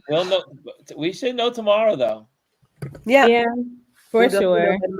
Because it all count. If she gets the blue wall, she wins. That's all she needs is the blue wall. Those 3 states. And then finally heading back to. Let's see if we can get more information. That orange man has a slight lead in terms of when we will see results from Wisconsin. Yeah. But I agree with you, Ron. Like, again, if it happens to go the other way, whatever happens in these next 4 years, is what the people said they wanted. What we've got right now. And if there's never a little over half of the vote is in. This is what they got. They get what they deserve. Yeah. For me, it's not about the 4 years, and it never was. And I think that's the part that people are missing about this whole situation. Let's go to Waukesha situation. County. 2016 and this election is not about the 4 years that he's in office. It's about the damage he's doing to the court. Donald Trump not meeting his benchmark for in me, Waukesha it's County. Like the ramifications he is polling about a point and a half below where he long term. The federal judges is long term. Oh no, that part I understand. Yeah, so for me, like I get it, but I'm like, because obviously it is what it is, right? Yeah, it is what it is. I mean, long-term effects, I get it, but you know, on the immediate side is having to get up every day and wonder what shoe or what brick is going to drop next. So like mentally, it's like, can I get through? Because the first 4 was like the Twilight Zone. Yeah. Like long-term impact, I get it, but I'm also looking at like what happens on a day-to-day. Yeah. Which is going to be this is so like people have such revisionist history. Yes. I'm oh my gosh. Anyway, it's not gonna happen. So I'm just gonna claim that now. We claim it. Look, my faith is still that the blue wall is going to hold. If the blue wall holds, she will win. That's all she needs. She needs those 3 states. I agree. And if she wins those 3 states, if she wins. If she doesn't get those 3 states, she doesn't. What we get. Get what we get. And usually those 3 states vote in unison. So yeah. To what Lisa said, I don't think he can get to 270 without he needs one of those states. Yeah. Even with all those red states that are in his favor, he cannot get to 270 unless he gets Pennsylvania. Yeah. He needs Pennsylvania just as much as she does. Mm-hmm. And Pennsylvania is at 61% now counted, and he's leading by 50.9 to her 48.2. Yeah. So like I said, believe these people really voted for Jill. Okay, sorry. and amazing. What's amazing too is that it goes to show you in the new age of politics, having policy does not matter. No, it doesn't matter. It's not about policy. It doesn't. And that's what everyone was saying when they were all over Kamala about having her policy. Trump has never given policy, not once. Yeah. And all of these people have voted for him. Yeah. Yeah. I think that they don't care about it's not about policy for them. I think it's just they don't care about it. They've made every excuse in the world as to why her policies don't matter and they don't make sense and all this other stuff. I think it's just weird to sit here and look at it and see how much she was able to accomplish in her lifetime. To be able to even have to run against somebody like him is insulting. Yes. Like, what are we doing? What are we doing? It doesn't. Again, his mediocre. Yeah. Her superiority in all areas, still in a white supremacist kind of based minority country. Yeah. You can't. The equation does not equal. No. Yeah. I mean, think about it. The woman has more credentials than any person that has run for president. And ran a nearly flawless campaign. And a flawless campaign.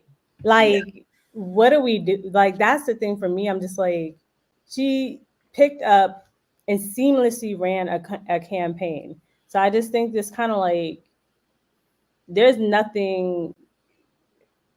They're just making up stuff. I will say that the people that voted that other direction, they're making up reasons why they didn't want this person to win. It's silly to me.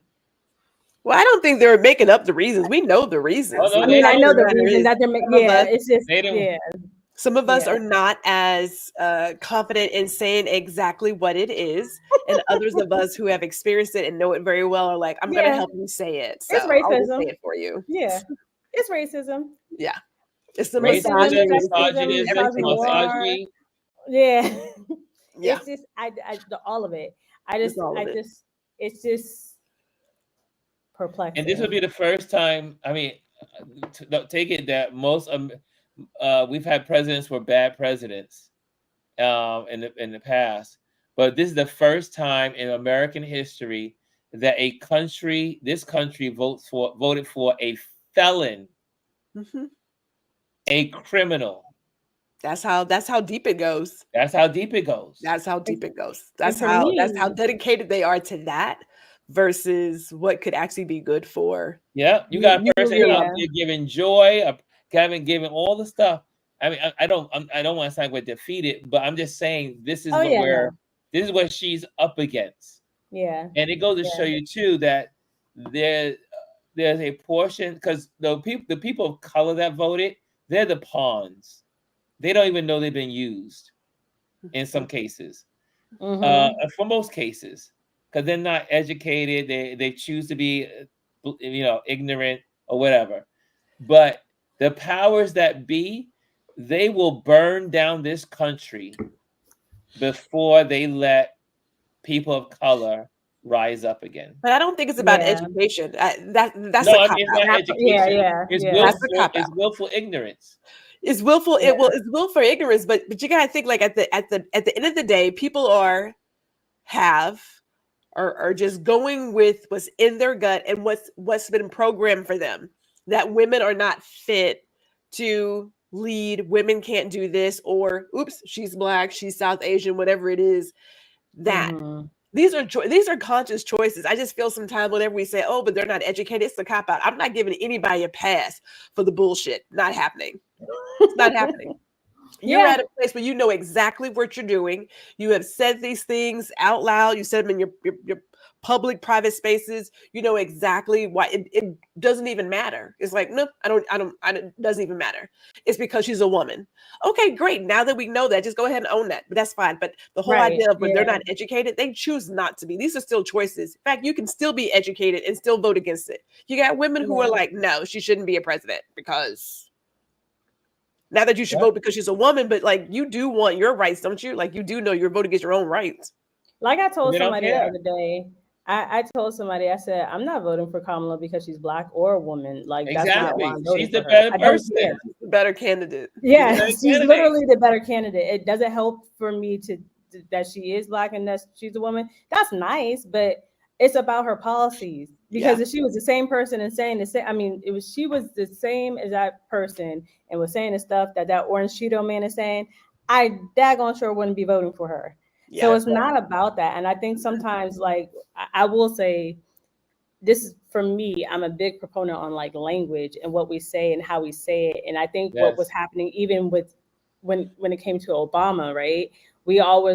There was this narrative that we were just voting for him because he was Black. Yes. And I always challenged that and I pushed back against that because I realized he had the better policies.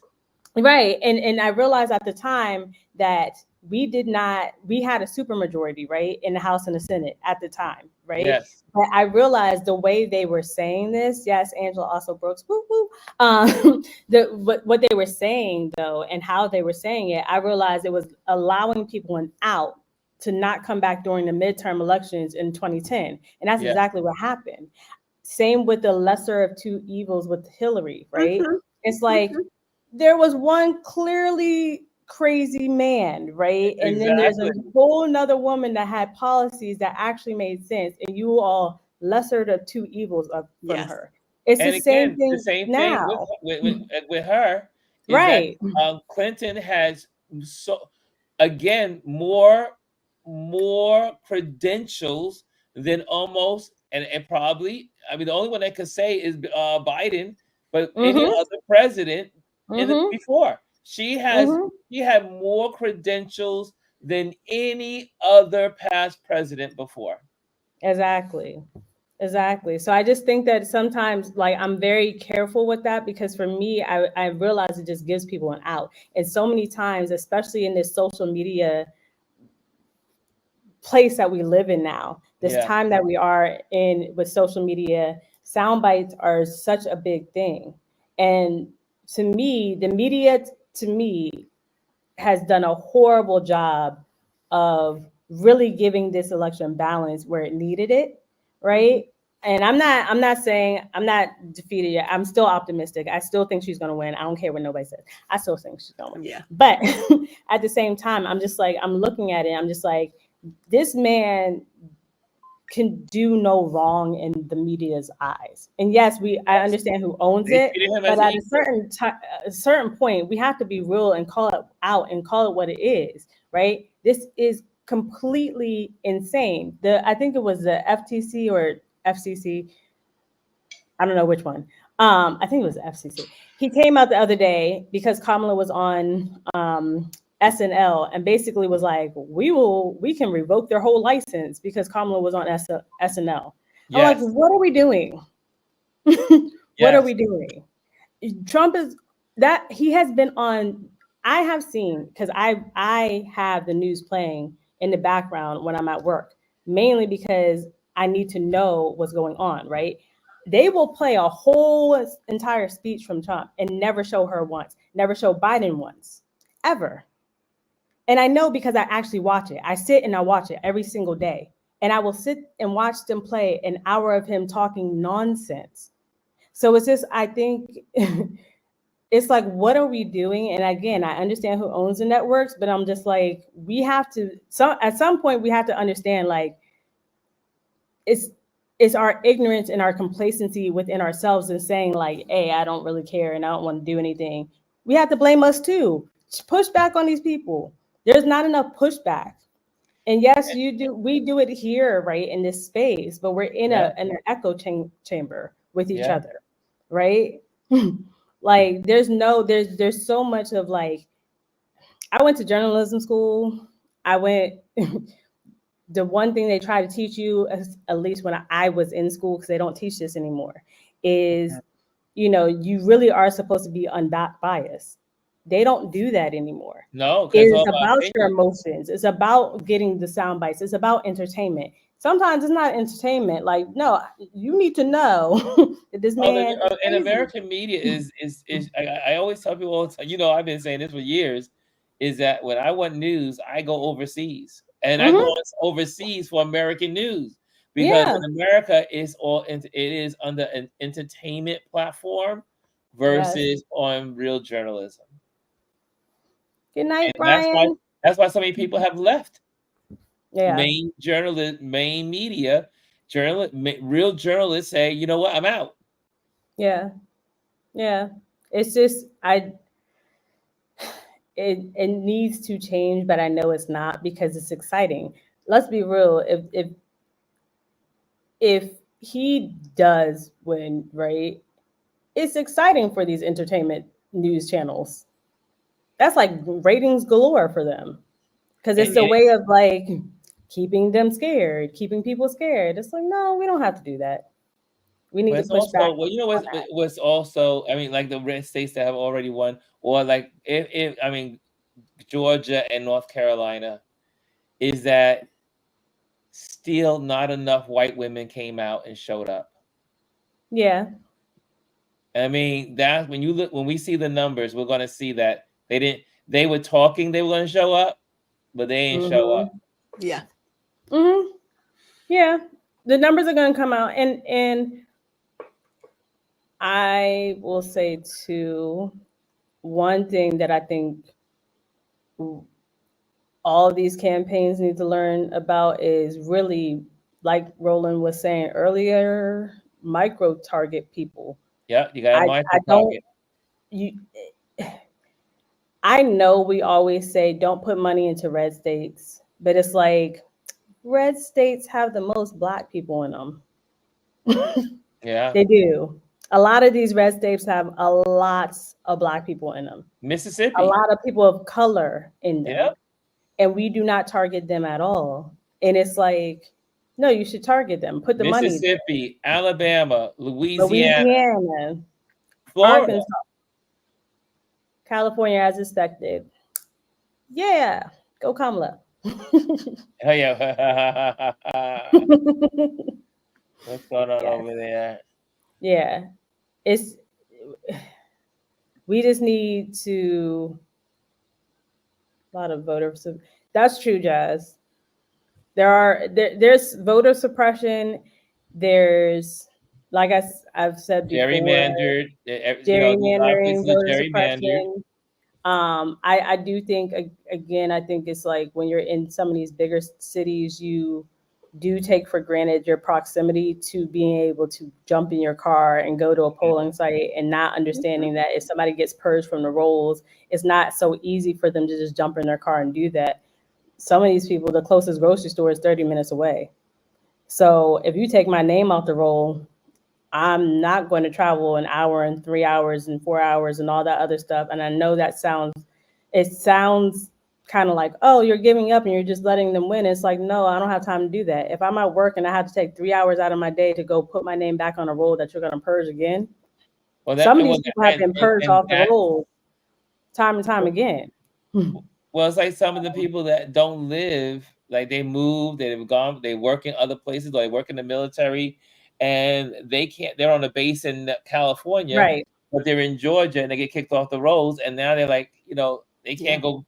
They may not have the finances to get on the plane to go back to go up in person to make sure that they're put back on the rolls.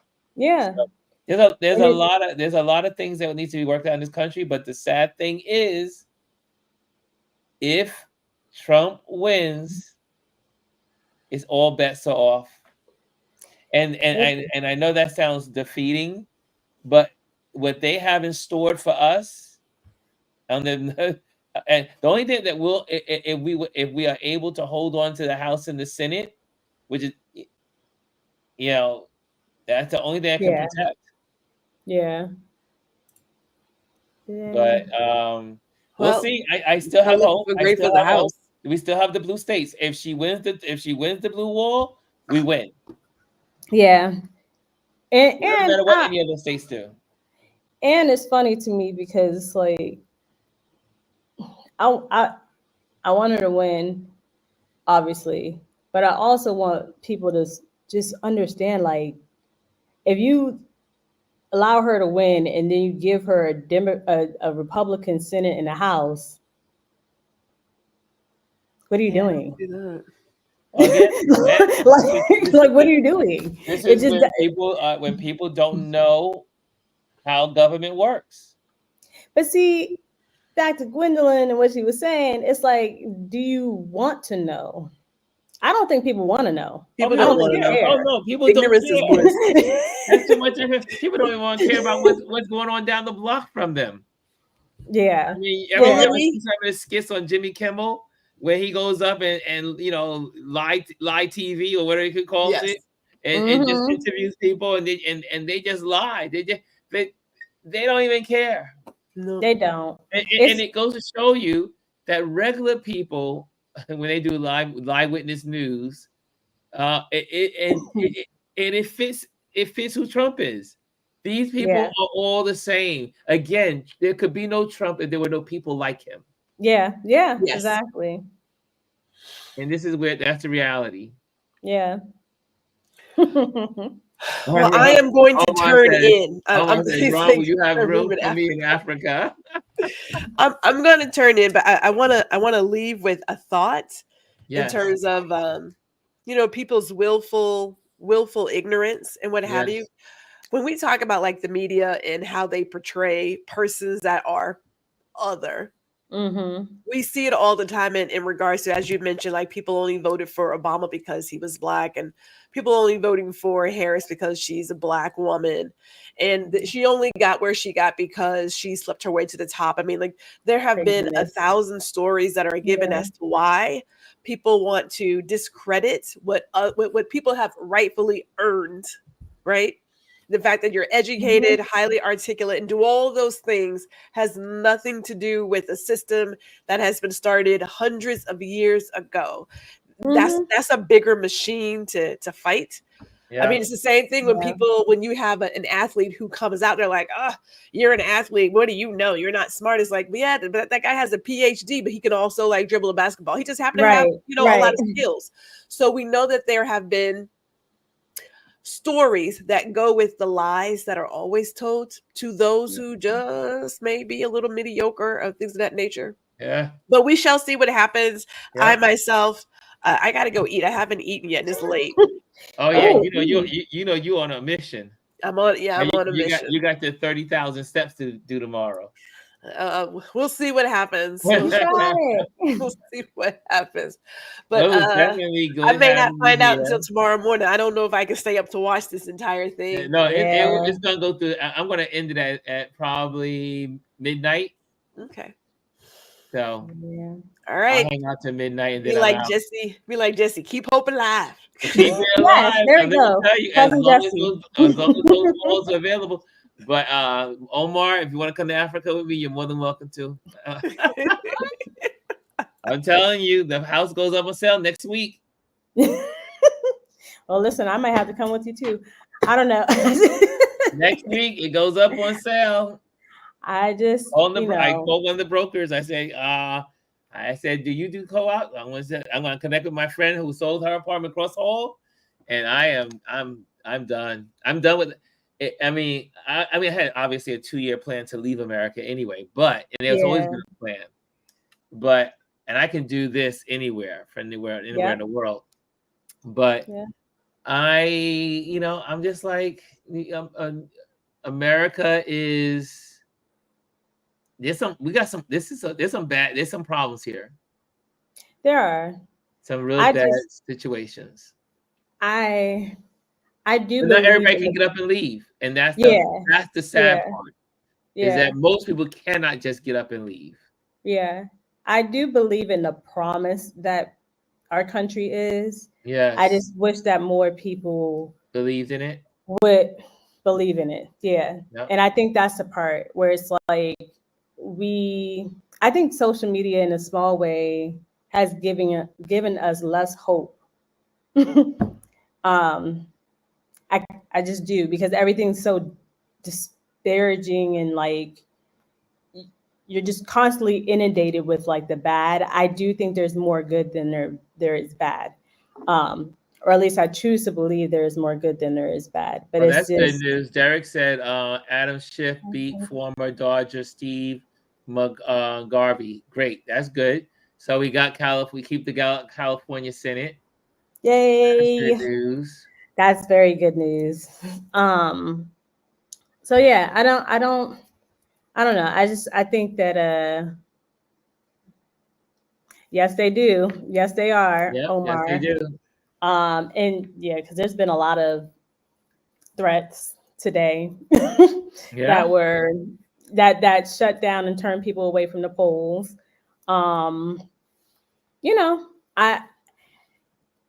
He's their puppet.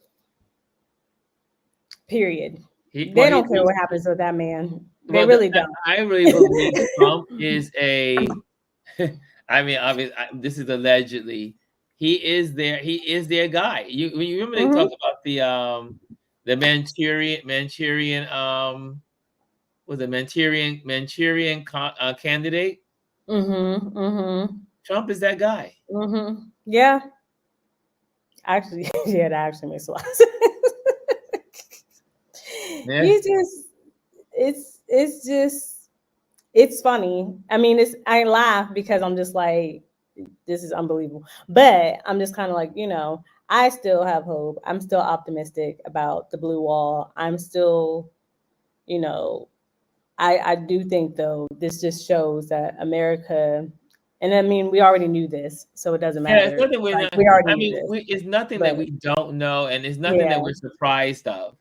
I mean, and all of us know that even though we want her to win, and we still hope that she wins, and we believe that she can win. But we also know this. We know the country we live in. Yeah, and we know the country that we've lived in, and its 200 and almost 50-year history. Yep.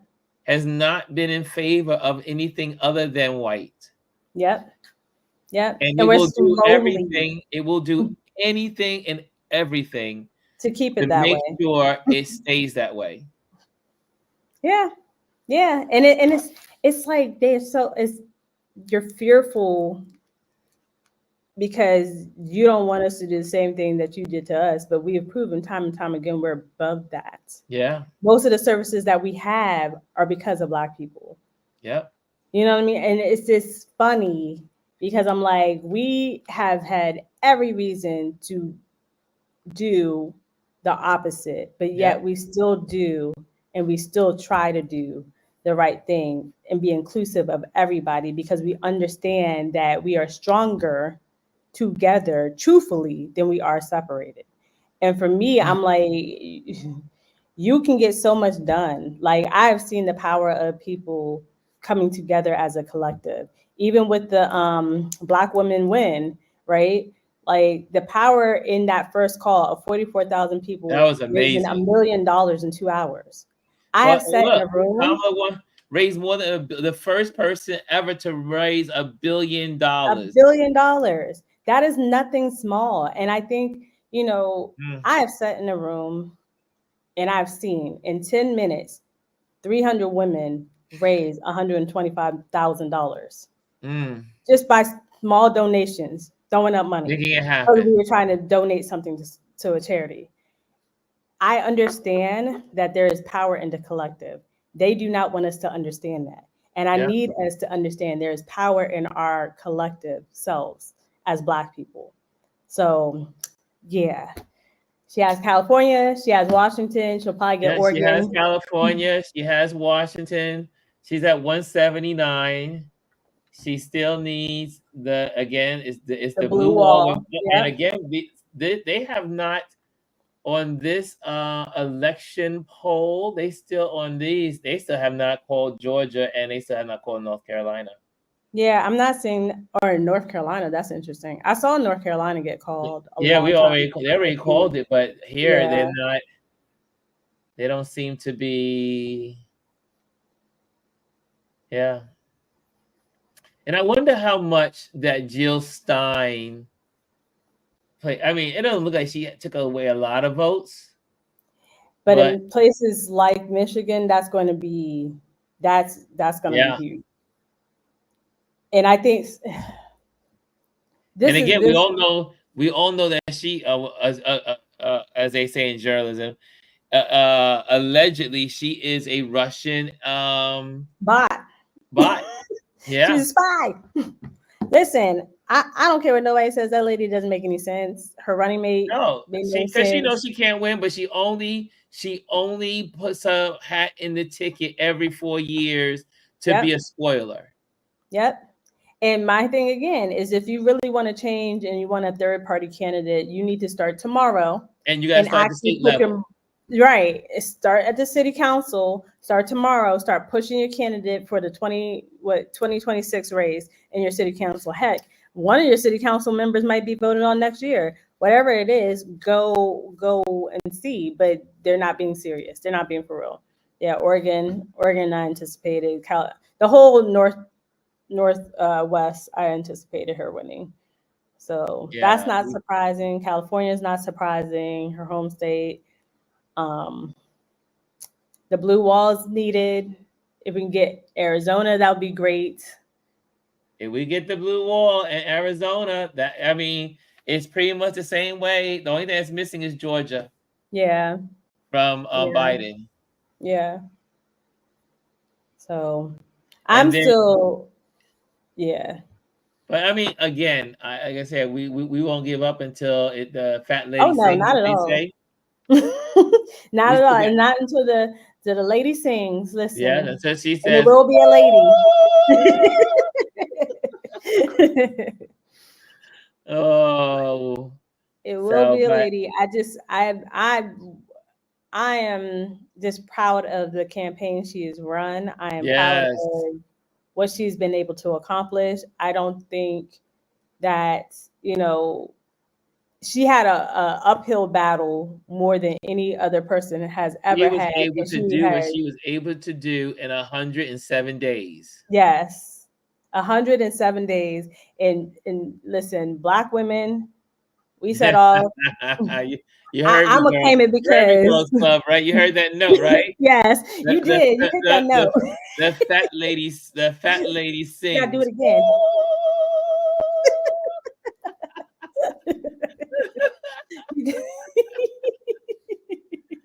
Yeah, once it gets past 11 o'clock, I get crazy. Yes, Crazy Town, USA. After 11 o'clock, I am crazy. My friends always knew when I growing up, I was not that guy that stayed out late at night and passed till wee hours in the morning, go to the club, 2 o'clock. Not me. Ron was always in the house, in the bed by at least 1 o'clock in the morning. Yeah. But after 11, I get crazy. I've been that way since I was a kid. I'm like, I don't know why. I will be sleepy all day, but at like 10 o'clock, my body's like, party. And I don't sleep. No, David Mascaro, I think she chose the perfect running mate. I don't think anyone could have done what Waltz did.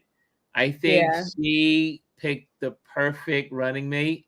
I just think this country is dug in on being, they don't want to let go. Yeah. Anytime you feel it's okay to vote for a felon, a criminal, a person that's caused an insurrection. I mean, you're saying you want, and then all the people that hang around Trump have all been to jail, have committed crimes. And the ones that aren't telling you not to vote for this man. And still vote for this man. I tell you no lie. And I say it loudly. If Trump wins and takes this country into the pits of hell, this country deserves every bit of it. And not everyone in the country deserves it, but the core of this country that put this man in office, if he is in office, they deserve everything they get coming to them. Yeah. And that's just my feeling. It's you cannot tell, and again, but it continues to reveal the moral compass of this country. Again, letting children die because they don't want to give up their gun rights. All the stuff that goes on in this country that we could stop if people were morally correct. Yeah. Yeah.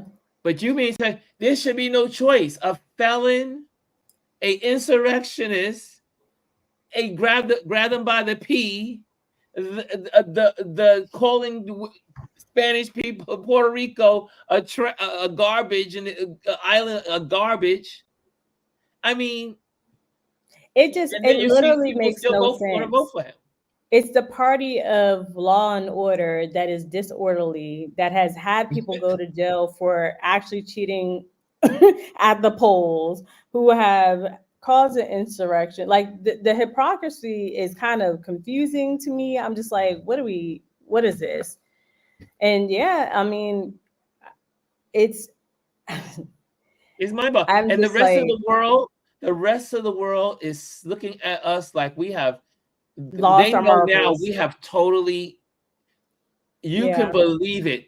If Trump wins, if he wins this, Europe will never share any secrets with us any longer. Yeah. We will be in isolation, and what comes to our way is going to come because we will have no more intelligence because no one's going to share intelligence with Trump, knowing that he's going to give that intelligence to Russia or whoever. Yep. So we live in a country that has no ability to critically think. If this man is put into office, the country is doomed. And like I said, the country will have nothing. And I've been saying this for 40 years. No great power has ever been destroyed from outside. Yeah. It's always in.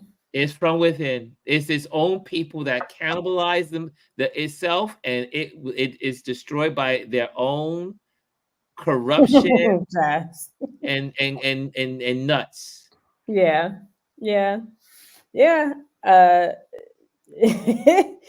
It's exactly.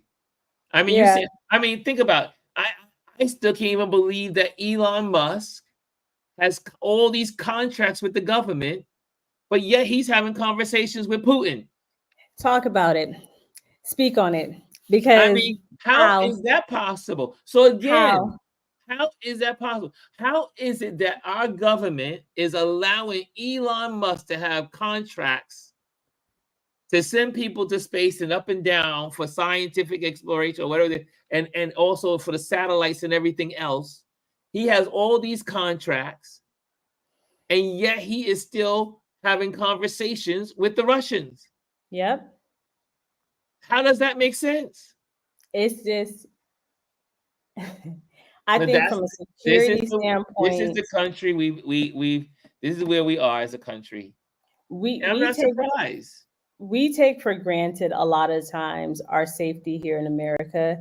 We are very isolated away from the rest of the world, which is why everybody else is looking at this election and freaking out, because they know that, I know, Ohio flipped the seat, which is... Oh, they did? Yes. They flipped the seat. They voted for the nut. They voted for the crazy person. It's not looking, so that means if Trump gets into office, now it looks like he will have the Senate. Yeah. And SCOTUS. Come on, y'all. Get ready. Yeah, now we have to have I always have your game plan. Think about how you're gonna figure this all out. Unbelievable. It's gonna be definitely media. And Dr. Tachi's in the building. Hey, Dr. Tachi. It's yeah, they shouldn't do that. It don't make sense, right? How do you it doesn't again? And now you got this RFJ what's his name? He said he wanted to take fluoride out of the water. Yeah, he's taking the fluoride out of the water, getting rid of vaccines, and also he is the man in charge of women's health. Make that make sense. Dr. Tachi's in the house. She's in the building. Yeah, no, I don't know why. Just kind of Dr. Tachi, how are the Canadians viewing us at this moment? Since you were on Dr. Vibe, how are the Canadians viewing us? This is insane. I just anyway, this country, let me tell you, I'm not surprised. That's one thing. I'm not surprised. Yeah. I just think that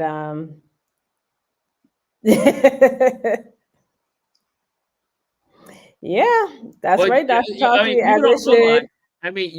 Omar saying there will be a new civil war. People don't realize we have been in a civil war. We've been in a civil war. Yeah. And that's because the Civil War never ended. And when you think about, this is one of the only countries, if not the only country in the world that fought a civil war, and the people that lost won. Mm-hmm. And these are the children of the Confederate. This white nationalism and all this stuff that's going on that you see in Texas, you see in Florida, you see in all these places, and gerrymandering and manipulating and all that stuff. These are the children of the Confederacy. They have gone nowhere. But that's because any other country, when you fight a civil war, you put the enemy under, and for them never to rise again. This country gave them money for their losses of their slaves. Speak it. They gave them everything they needed and all the things they wanted and all the appeasements. They never lost the war. And like I always say, I think because we don't learn proper history here fully. No. We don't understand that the great lie, the white lie, has been able to trickle down from generation to generation, which is why we're still in the mess that we're in, is because this mentality just gets passed on and passed on, passed on. They do not know that what they are learning is not correct. Yeah. So it's like, it's that's why I want people to read. Like, my Anthony said Canada will probably build a wall. And you're right, Anthony. Well, you're right. do you They know how probably many people will. are planning to migrate to Canada? And they don't want y'all, and they will not They take don't want, you. they don't want us. And they will not give you a job. They're going. Yeah, They they're look like, out for the unless you people come with first. money, you ain't coming. You better come with money. Yeah. And in fact, I believe watched it or it. not, most countries are that way. Yeah. Most people are not accepting you. America is the only country that accepts poor people. Yeah. And also, it was this Canadian, like, I can't remember what the channel was, but they were talking about how they were like, yeah, so don't come to Canada because your money is not going to stretch the way you think it is here. And they were like, and furthermore, like, they broke down like your job and how much we get paid in America versus how much they get paid there. And a couple of them came to America because they were like, my money is going way further and I get paid way more here than I do in Canada. They were like, it's not all like roses up here, and like you said, Canada's having some problems right now. Yeah. Yeah. And they were just like, we have a housing crisis here the same way that we do here. We have, so there's things that go on in all countries that, no country is perfect. I think that no country is perfect. And honestly, it is very interesting. I think that I'm like I said, I'm still optimistic. I'm going to still be optimistic. Well, we got most of it's already in. The only thing that I know. The only thing we're waiting for is Minnesota, Wisconsin, Michigan, Pennsylvania. And I still see on this chart, Georgia is still not called on this chart. And but it says it's called Trump is leading, and Arizona, Trump is leading. So we have Trump is leading in Michigan, Wisconsin, Michigan, PA, Georgia, and Arizona. And Nevada, no results. And this is on the yes, Dr. Tachi. This is the Google something here, results, election results. So woo,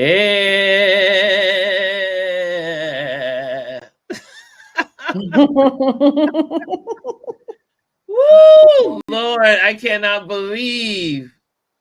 I can't believe it. Yeah, it's we're gonna be all right. Listen, we are going to be fine. You know what they say? One thing they've always said, our grandparents said, and our parents said, is that Black people, no matter what happened, we will survive. Amen. And you know what? So we know how. Well, those of us who know how to survive, because the unfortunate thing is that the young people today are so privileged. Yeah. And they won't even know how to survive. Yeah. But you know what? It will be good for them. Yeah. They will learn your actions have consequences. Yes, right. Because the lack of action has consequences. Is suspended and the amendments are no longer, still Black people endure slavery. Black people endure Jim Crow. Black people endure all of it, and we are still here, and we still keep moving on. Indeed. And like Rashawn says, I was gonna say, God is in control. Amen to that. Forever and always. So forever and ever and ever. Wake up, give glory and thanks to God, go to sleep. Tonight, give glory and thanks to God, because He's in control. That's all you can do. So that's all you can do. And somebody pointed this out to me, and I didn't even think about this. They were talking about the videos of like people making, like saying, oh, these groceries are too much money. And this guy was like, this Black guy was like, do you notice that no Black people make these kind of videos because we don't struggle that way? They were like, we understand how to move and make our money work for us. And I was like, that's true. We do. We keep it going. We keep it going. Moving. We keep it moving. We've had odds against us for centuries. But God can and God will, and that's all we got to remember. God is in control always and all days, like I say. So I think, it doesn't make me sad to think that people didn't vote their best interests at heart. Yes, it does. But I do really realize that like the miseducation here, and I'll be honest, I think social media has made us dumber. Oh yeah, it has definitely made us. It just has, because it doesn't allow us to. It's given us a false sense of security. Yeah. And because people just do their thing. There's no sense of, it's sad. Yeah. I mean, I'm just like, I'm looking at this board and I'm like, oh. Yeah, it is. And I thought sure was going to be a wave. I thought it was going to be a blue wave. Yeah, I was hoping so. I don't know that I thought it was going to be a huge blue wave, if I'm being honest, more so because I think that when I talk to a lot of people, their biggest concern is the fact that they can't pay for anything.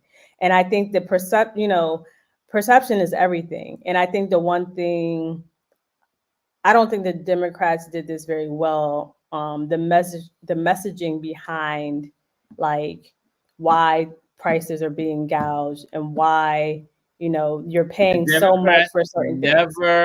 They don't do that well. Their messaging right. Yeah. And I think that their lack of doing that is something that really is hurting them right now, to be honest, even in the House and in the Senate, because, we can say all day the economy is doing great. Let's be honest, most people don't have stocks. They don't even know how stocks work. Most people don't even have $1,000 saved in their bank account because they can't afford Absolutely. to. So you telling me that the stocks in the economy is great means absolutely nothing to me as a person that is living paycheck to paycheck. So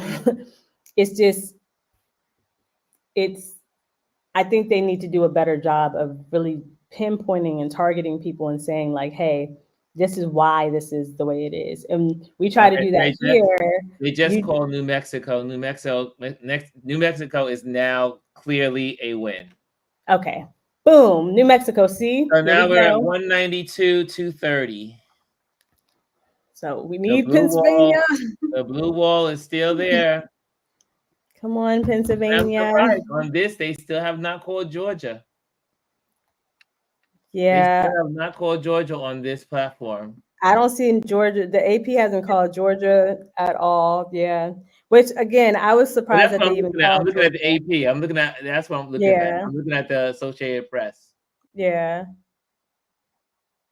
I'm not surprised by that though. I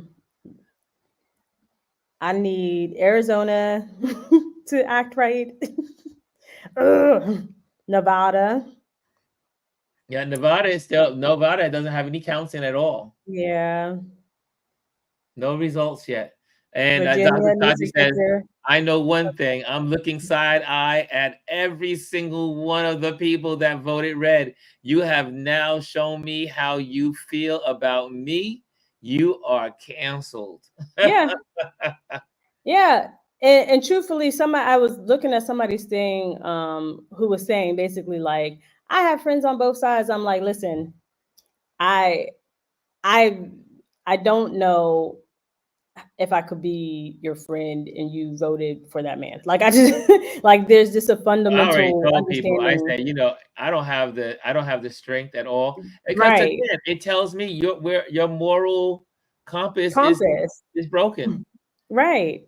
And again, if we think about it, I'm not saying America will, but if America fell into a Handmaid's Tale situation, these people will turn you in. Yeah. They will They turn you wouldn't care. in and put you to the wall. They wouldn't care. Because this is their allegiance to a despot, to a fake. It's just crazy, but it is what it is. Mm-hmm. But again, we still have hope. We still Wisconsin, Michigan, and PA are still there. Yeah. And whatever they do, they're going to do it together. Yep. And I need them to do it together the right way. Lord have mercy. And I'm just looking around I'm like, do y'all really think your lives were that much better under Trump? Like but they don't realize that the economy that Trump had was Obama's. It was Obama's economy. And number two is that if someone when he asked the question, "Are you better off 4 years ago than you today than you were 4 years ago?" No, 4 years ago we were on lockdown still. Yes, at the height of a pandemic. Not at all. Half of us were losing our jobs. That's why gas was cheap. Gas was cheap because no one was out using it. Gas was cheap because nobody was out using it, and gas was high because he signed a deal with OPEC that they never mentioned at all. Exactly. And these are the things where I'm like, the Democrats never shine and brag about what they do. Yeah. So I'm just like, it is what it is. But yes, Kamala's winning. Like Cass Lou said, we got this. 192, 230. We got this. And Arizona still hasn't been called, and Nevada is still out. Mm-hmm. Okay, so now Michigan has now gone blue, and Minnesota. Minnesota has now gone blue. Blue leaning, I should say. Yeah, blue leaning. Blue leaning. They have. I just want to see Wisconsin go blue leading, and Michigan go blue leading, and then Pennsylvania blue leading. Yeah. It's still the same. It's the same as Biden had. So. Yeah. Let's go. Oh, this country. No, this country. This country puts me into craziness, into crazy mode. Crazy mode. She said, "Pandemic. Stay positive, people." Yes, we're staying positive. Yes. So I just hate these moments. I hate that we have to always wait for Wisconsin, Michigan, and Pennsylvania. We have lost the House and the Senate. That's crazy.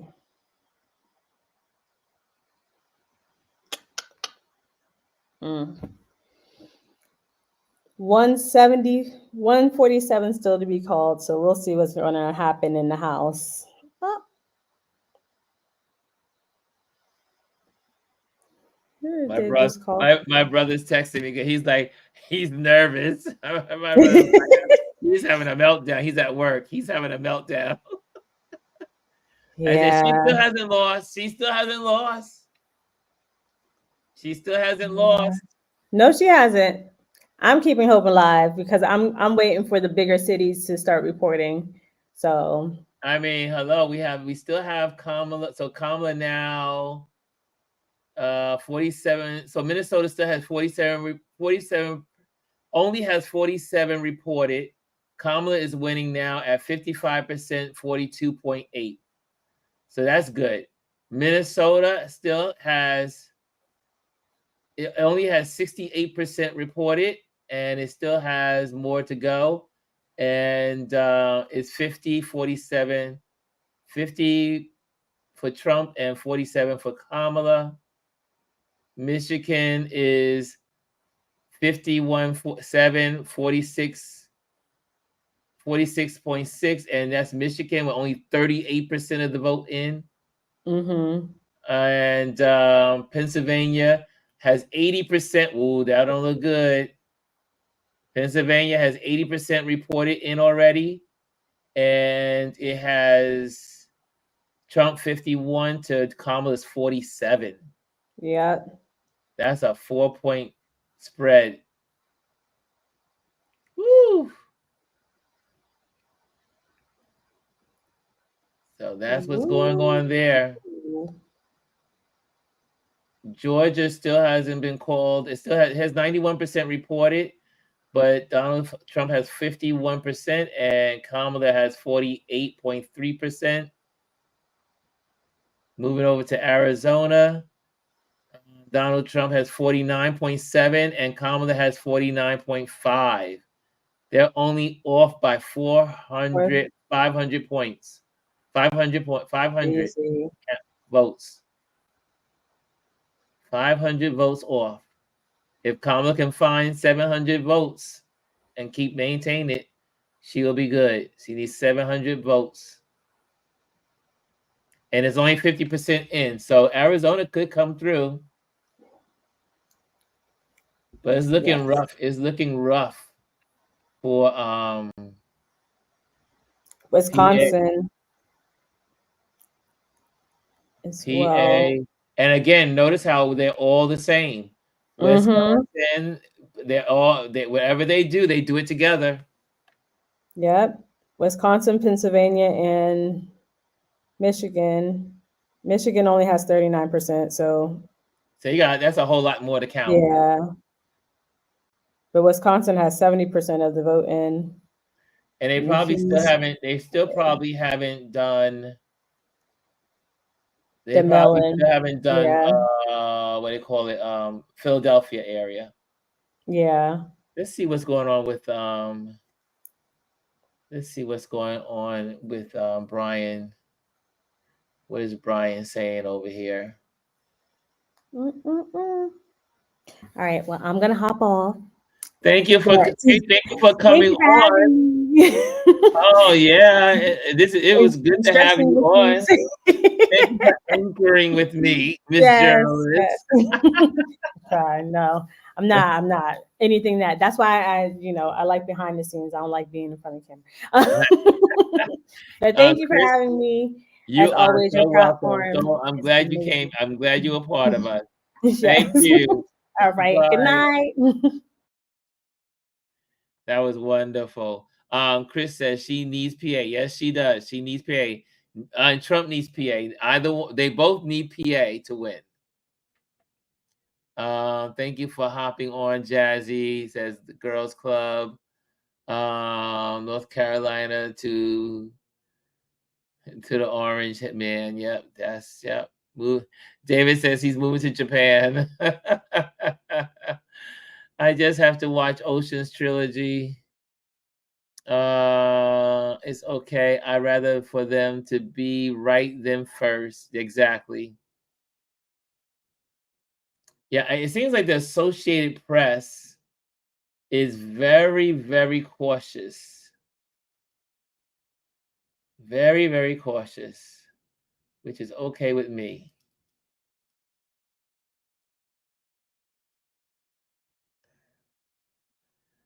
Just waiting for those states. I'm just hoping that something, but they got a lot to count in Wisconsin.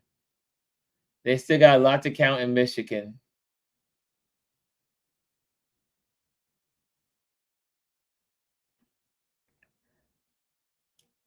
But she needs them. She needs them.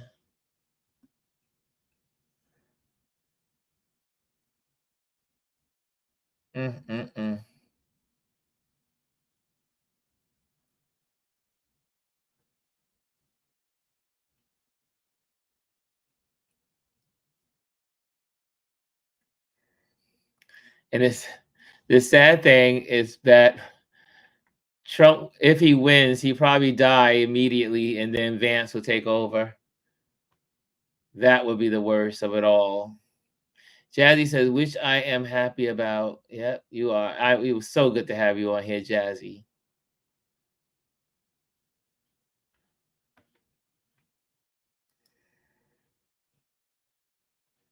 And I see folks out there, they call it the Red Mirage. This is true. Soldier in the house. They call it the Red Mirage. This is the Red Mirage. Yes, it is.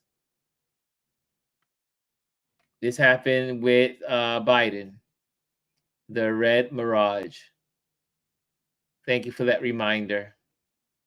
Thank you in Instagram world. Soldier in the house. Hey, Jim Posner is in the Instagram world. Selena Spencer and official Miguel. Who else is there? Her. Hey, Nikki, Nicole's in the building. And Greenberg is in the building. All over there in the Instagram world. Some of you are passing in, passing through. Oh, I see Michael. Oh, I saw Michael over there too. Michael Young was in the building. Okay. What time is it? Okay. We got about 10 more minutes. Oh, we got something. Something popped up. What happened? What happened? What did we gain? We gained. Kamala is now at 205 versus 230. What did she just gain? She must have just gained Connecticut. Was it just Connecticut? She must have just got Connecticut. Okay.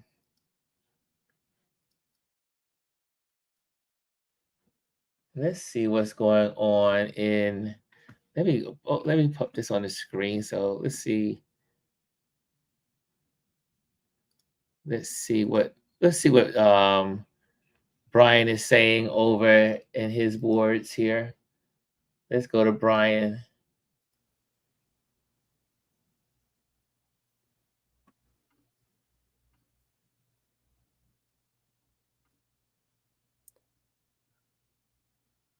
Let's see what Brian is saying. Let's see.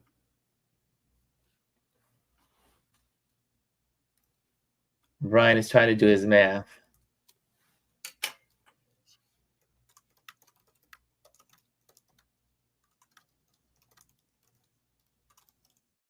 While Brian is doing that, let's see what they're doing over 205, 230. Let's see what's going over in the other place here. Hold on a second. And let's go with, let's share what's going over in, here we go.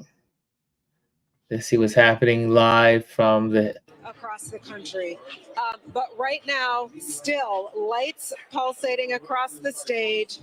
DJ going strong, waking the crowd up. Guys standing in the doorway. All signs This is at point Howard to something University. that will be happening soon, Roland. It's just not happening yet. No, not happening yet. So we will see what happens. Let's do this here. We're going to go to a break here at the Black Star Network. Then we're going to come back with our coverage here as we continue to wait for the results. 6 remaining states for us to look at, and we're waiting for the numbers to come in. We'll be right back with the Black Star Network. Okay, so that was rolling.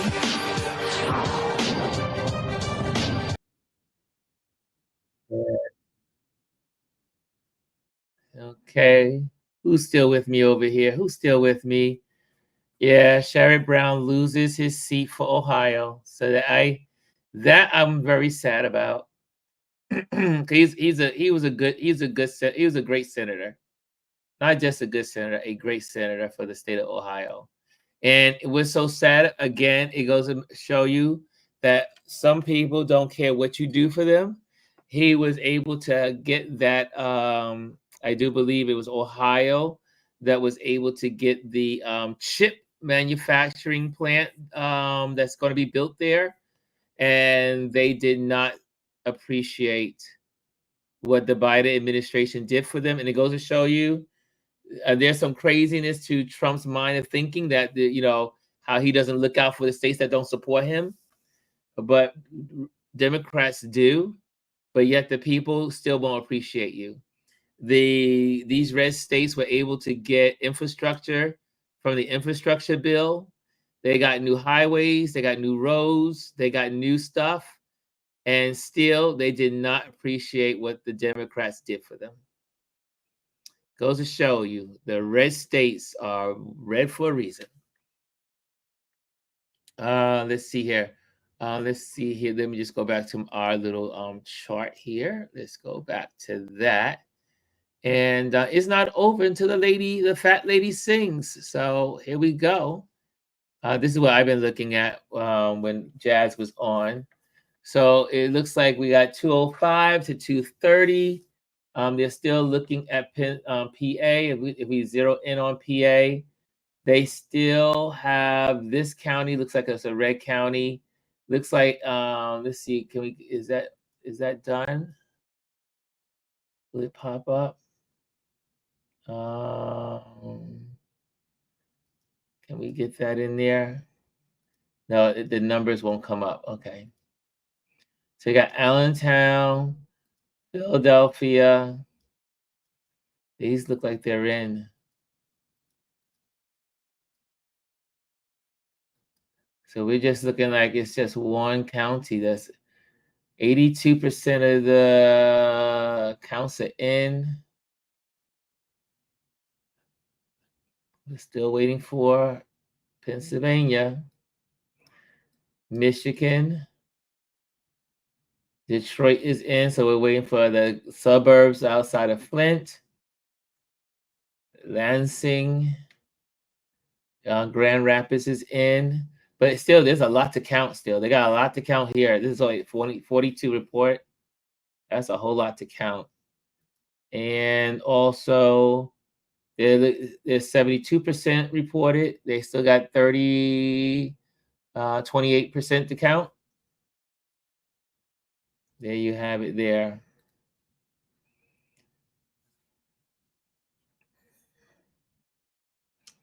And I don't know what's going on with Georgia. Georgia is 91% in, but it still has a lot of counties still not here. But that's a red. That's red. Macon is another population area, so that could give some more numbers. But Kamala is down in that state. It's 48 to 51.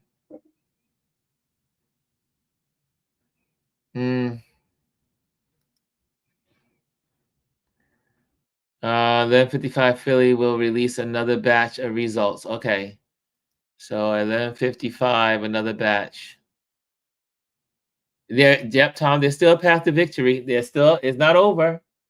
It's not over till the fat lady sings.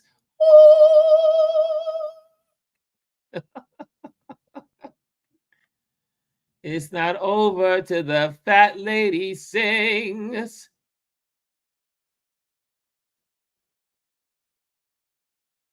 Yeah, also we have to remember that Georgia did had to postpone they were offset by an hour because of the Russian pranks, bomb scares earlier today. They know what the Democrats did, let alone appreciate it. Yeah, they even acknowledged, they don't care. The Democrats do for these states. They gave them internet. A lot of these red states did not have internet, but because of the infrastructure bill, so much work went into wiring the red states to give them Wi-Fi and everything else. Yeah.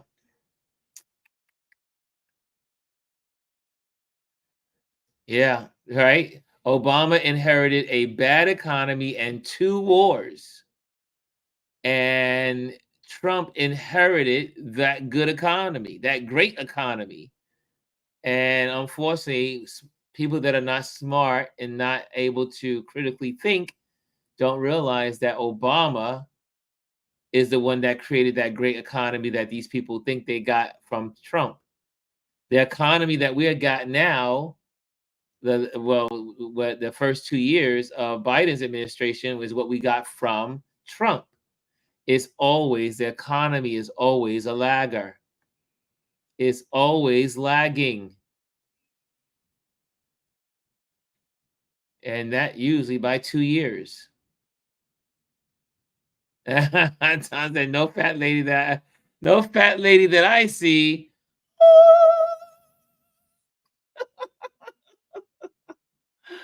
Oh boy.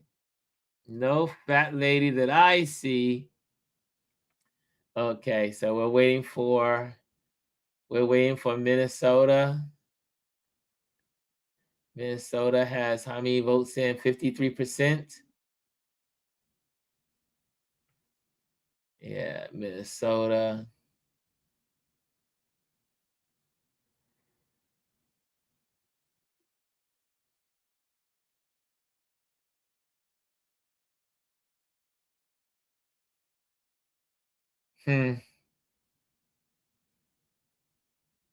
I'm looking at how much did Robert Kennedy take away from this election and Jill Stein.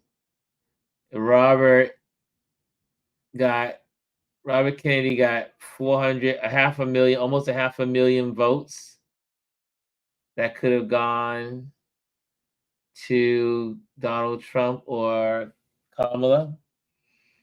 And Jill Stein, she got a half a million. So 1 million votes were affected by those two being in the race, or their names being on the ticket.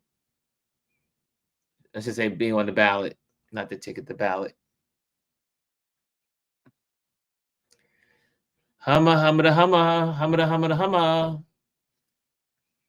Okay, let me pop that off the screen there.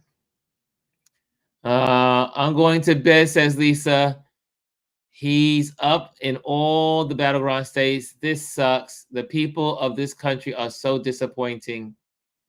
I'm with you, Lisa, on that. I am with you on that. And I'm just sad that this country could not rise to the occasion. Well, like I said, it's not over yet. It's not over. Come on, Wisconsin. Come on, Michigan. Okay,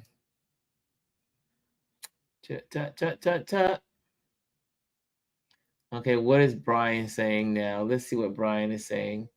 Is Brian saying anything over there? I don't see he's doing anything. Nothing over there yet. Okay. Brian is quiet. Okay. Wow, what's tomorrow? Tomorrow's Wednesday. Is that what tomorrow is? I don't even know what day it is. Tomorrow's Wednesday. Yeah, here we are. What's going on in the Instagram world? Who's over in Instagram? Hey, Racy is in the building. Ryan is in the building. Hey, Coach Jessica is over there in the Instagram world. Hey, Jessica. Hey, Don Reed, Mr. Legacy himself. And Centron is in the building in the Instagram world. InstaFunk 1960, we need to just accept the fact that the hate and chaos that built this country is alive in the veins of its younger ancestors. That's a nice, powerful statement, sir. And hey, Robbie passed through, and Miss Kamichi Collars passed through. Awesome. Maxine was in the building. I see you, Maxine. Ed was in the building. 12 Diva was in the building. Gwen. And I see you guys. I see you all over there in Instagram. Come on over to YouTube. Come on over to YouTube. STEM Mama is in the Instagram. Okay, Michelle, I see you in Instagram. Rosie B, I see you. Stefan, I see you. Sean, I see you. Sean LWMS looks like. Okay. Amparo. Hey, what's going on, Amparo, over on Instagram? Okay. Come on over to the YouTube channel where we're all hanging out. If anybody wants to come on board, you are more than welcome to scan the barcode, the QR code, and then you can come on live if you want to have a chat and talk.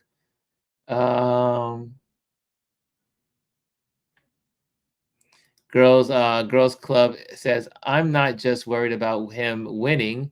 I'm also worried about these racists being emboldened to spew their hatred in the media. God help us all. Yep. I'm with you on that one.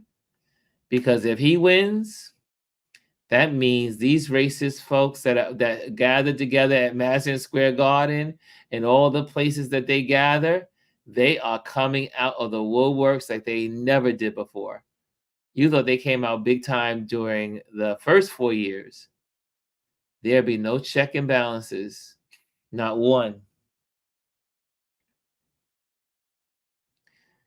Are we saying goodnight to Lisa? Lisa, we're saying goodnight to Lisa. Jazzy says, I feel you on that one.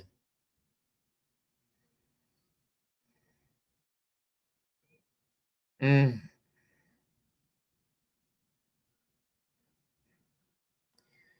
think she can do. I think we can do it, but this is not looking good.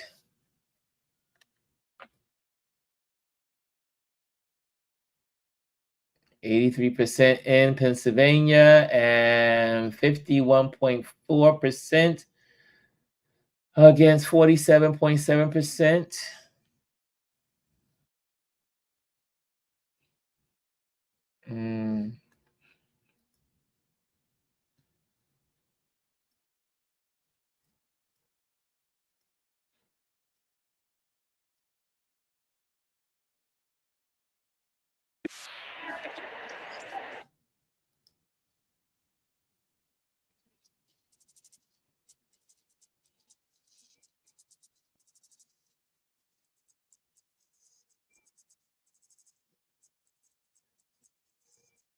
Oh, he hasn't updated his yet. Okay. Let's see what they're doing over at the Black Votes Matter event. Okay, let's check that out. Let's see what's going on over there. And here we go. And let's see what's happening there.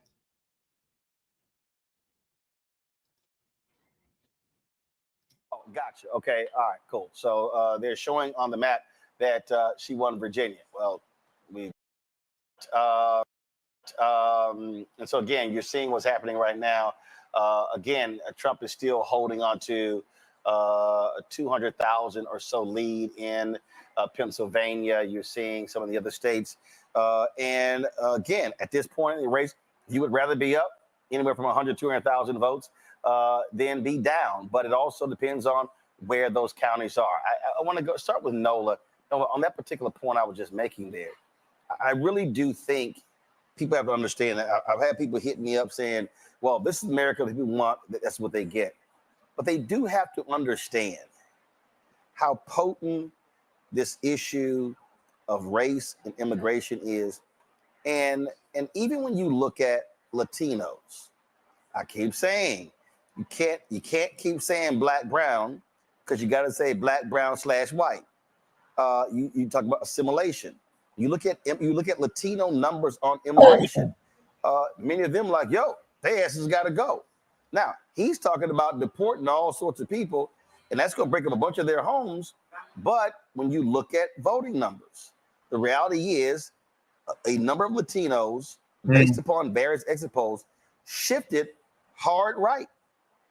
Yeah, absolutely. And I mentioned earlier, coming from California, I see and I've seen a lot of this up close and personal. It really is this idea that he is talking about everyone but me, everyone but my family, everyone but my community. I came here the right way. You know, he's talking about those other people, right? Not realizing that those other people are them too, because it has nothing to do with your legal pathway or illegal pathway. It has everything to do with your nationality and your skin color. It is not the type of immigration that was before the last bit of the Immigration Nationality Act in the 60s, where that opened up for Black and brown countries. We're talking about Italian immigrants, Irish immigrants who also had a very tough time. Let's keep that in mind, right? So we are talking about white immigrants, white Catholic immigrants who also had a tough time in this country. So what do you think your life is going to be as a Black or brown immigrant coming to this country when white immigrants had a hard time coming to this country? F white immigrants. They basically screwed us. They might have been treated badly, but they weren't treated that badly. And no, my point is... No, but my point is, don't throw them in the mix with us. This I'm not. I'm just using a historical example. Well, it's specious. It's not, because I'm saying if it was bad for white people, what do you think it's going to look like for Black and brown? About white people at this point. I don't give an F about white people. She's real upset. This woman is upset. But you're kind of the point I'm not making. No, I'm not missing your point. Okay. I'm not missing.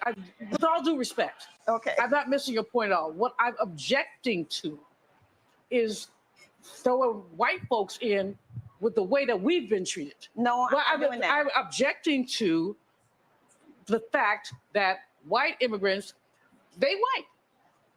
I mean, they might be Irish, Italian, whatever, Polish, but at the end of the day, they can erase their identity. We cannot erase ours. But that's not my argument.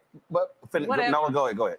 So my argument is not that at all. Whatever. My point is, make your argument, please. My point is, it was bad for them. What on earth do you think it's like for African immigrants and Latino immigrants? That is my... Julian, let her make her point. Thank you. Nola, finish. I think they get a little rough in here. Yes, this is a lively conversation, That's all I'm saying. And I'm not trying to say one is bad. I'm not doing that. I'm not putting one group against the other. I'm saying historically, immigration has been challenging in this country, and it's even worse for Black and brown immigrants. So I think it's some sort of cognitive jujitsu that they do, that they convince themselves, well, if I vote Republican, if I vote conservative, if they see me being conservative, then my whiteness cards get punched more and more and more and more. That's not how this works, is my only point. Black folks don't belong in that conversation. But here's, look, first of all, I'm dealing in she is. reality. She is and pissed. I'm going back Melville is pissed. When you look at these numbers. What I'm interested, Rebecca, in looking at here is what is going to be the share of the electorate that's white. And the reason I'm saying that is because in 2020, it was expected that was going to be the first election where the electorate was less than 70% white. It actually increased, which says that white turnout, buttons that were pushed, they came out of the woodworks. I'm looking at, now granted, this is a White House correspondent for Fox News. So I'm not going to put a lot into this here, but this person says 3 sources close to Harris are expressing concern that Harris's path to victory may be too narrow to overcome. One source of the Harris Friends and Family Party says, quote, her path is so narrow and she is not doing what she needs to do in Pennsylvania, Michigan, Wisconsin. The exit polls I saw hours ago are all accurate. They need to suddenly outperform those. Don't believe that will happen. Asked about this, a second source close to Harris told me, I 100% agree. The path to victory is very difficult. His numbers are higher than expected in counties where he should be losing by larger margins in Pennsylvania and Michigan. A third source close to the campaign said, I think we're losing this. Now, why am I saying that? Because I'm going to go back to what I keep saying about Black people. If we are turning out at 48, 52, 55%, that can't overcome when white turnout increases. Yeah. We have to overperform to offset those numbers. And then you have to pick up numbers in other places as well. And so we have to recognize that those are mathematical realities. And you then now go into buttons that are being pushed, how they are touching people. When you look at, folks, if the economy was the number 2 issue, and what have you had for 4 years? You have had a right-wing echo chamber say how awful the economy is, how bad it is, inflation is high, food is high, gas is high, all this stuff is high.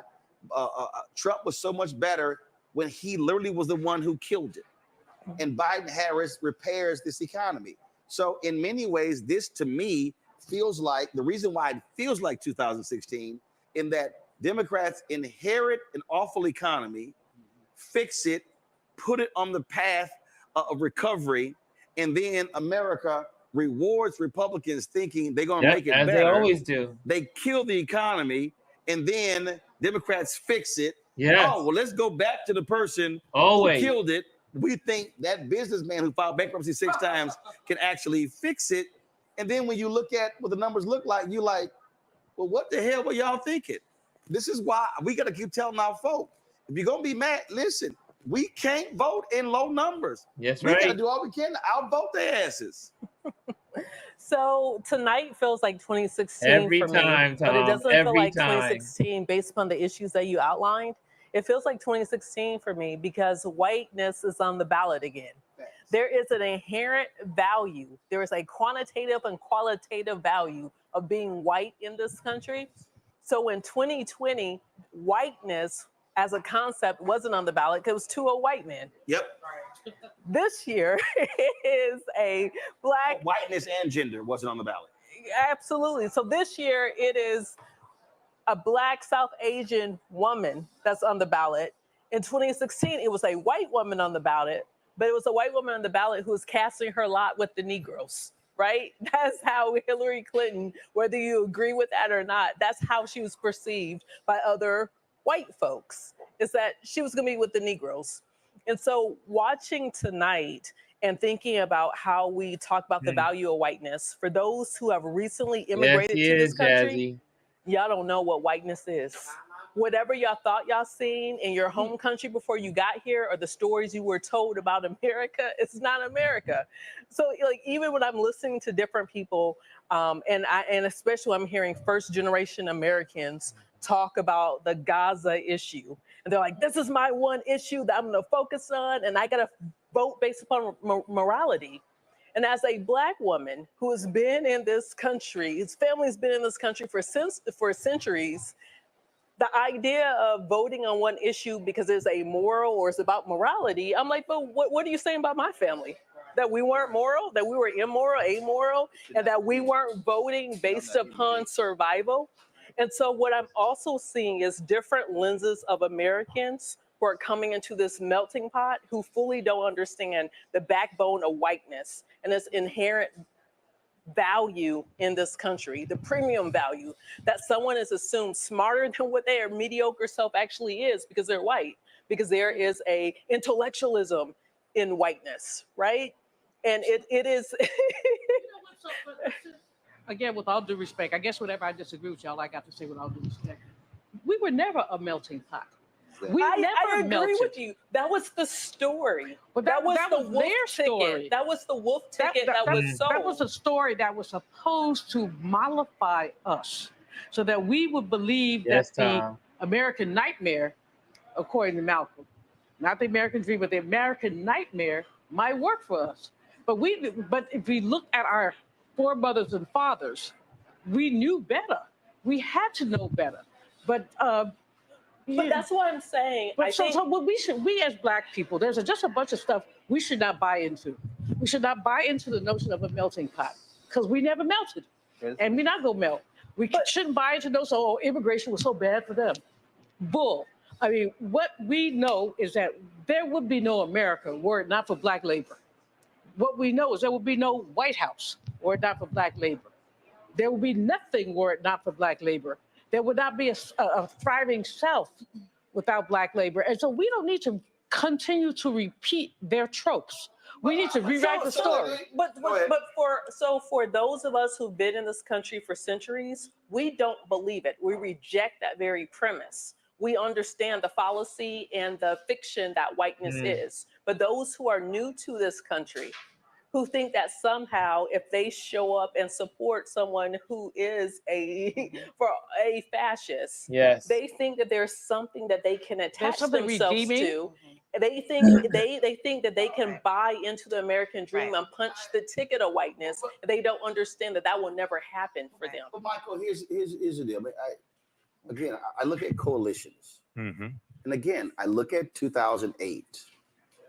I won't call that melting pot, but I look at the coalition that was actually put together. And the backlash of that was the basis of my book, White Fear. And if you look, you just have to, I just think that we have to step back and realize that was a multiracial coalition. Right. Obama wins Macomb County in Michigan.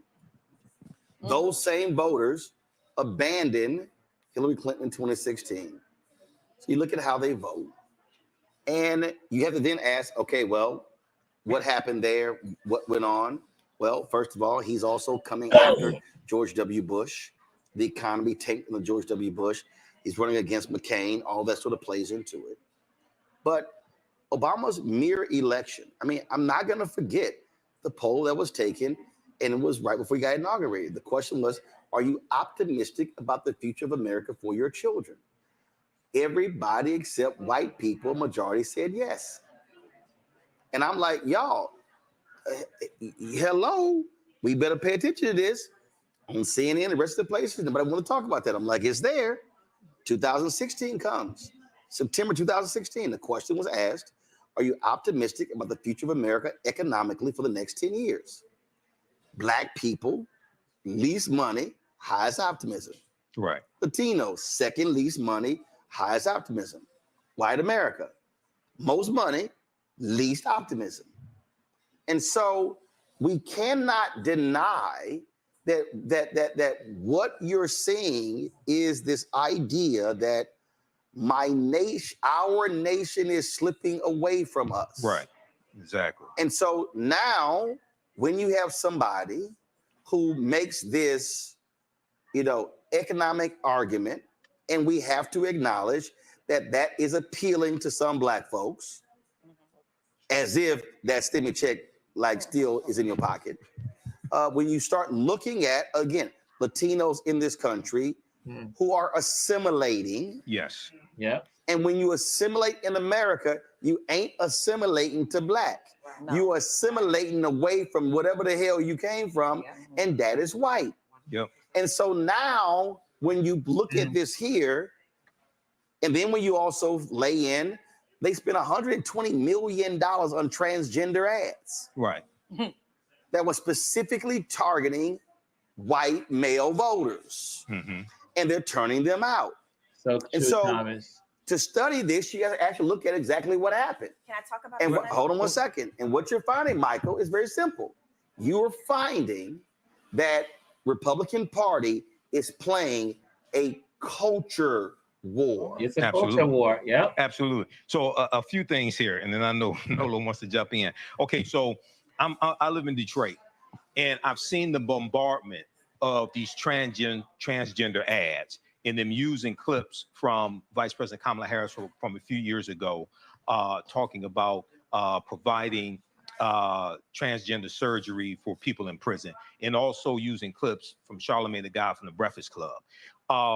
And I kept saying she needs, and I fully support Vice President Kamala Harris, but they didn't have ads that put the truth out, because that was the law under the Trump administration. Okay, number one, that was the law under the Trump administration. When you do the research, when she was just interviewed a few days ago on the Breakfast Club, and she put the correct information out there. But let me give you insight what happened there. Yeah. So they were in a conundrum. How do you address that? Right. The Lincoln Project said, we'll handle it. We're going to put an ad out and do it. I didn't see one because their ad was 2 weeks late. Right. And so again, that was one of those things. Well, do I touch it? We don't think it's moving. We don't really see it in the data. And so, but that was what the response was. Right. You can't outsource. Yeah. You cannot outsource your communication. Absolutely. Go ahead. And I'm not blaming her, but Go I'm ahead. saying you have to do that. Go ahead. Secondly, what a lot when we deal with immigrants and immigration, the first generation ones, you're correct. A lot of them assimilate as white. Okay, it's including Latinos. What they don't seem to understand is that to white people, we're all immigrants unless you're white. That's what they don't matter whether you're Asian American, Latino, things like this, because as we talked about the browning of America, white people are fighting for, the majority of them, they see this as their last chance, their last hope. 2016, they saw Donald Trump as the great white hope because they saw the browning of America and they fear what happens when they're no longer 50% of the population. Okay, so they don't care how many felony convictions he has. They don't care he tried to overthrow the government, anything like that. They're saying this is our guy because he's going to protect us from these other people who are eating dogs and cats or whatever he's saying. We're going to go with that. This is why the economic issue, if they're concerned about economics, then they will vote for Vice President Kamala Harris. Okay, but they're using economics as a cover to really vote for white supremacy and vote for Donald Trump. Okay, they don't. It was Biden and Harris who saved their pensions for the unions. It's Biden and Harris that created 16 million jobs. It was Donald Trump who screwed up the economy even before COVID, and then mishandled COVID. He didn't use the 69-page pandemic playbook, but that the Obama administration left for him that would have lessened the severity of COVID. Okay, he's the first president since Herbert Hoover to leave with a negative job creation rate. Okay, but they don't care about any of that. This is about white preservation. And before I go to Noah, listen to this. So Wei Zhejiang, CBS White House correspondent, go to my iPad, tweeted this: Trump campaign feels very good about Pennsylvania. Why? They're slicing into dim margins in Philly with voters of color and workers. Trump is poised to flip Center County home to State College because the Joe Rogan effect among young men. Strong performance in collar counties, Philly suburbs, and a silent Harris woman vote not panning out.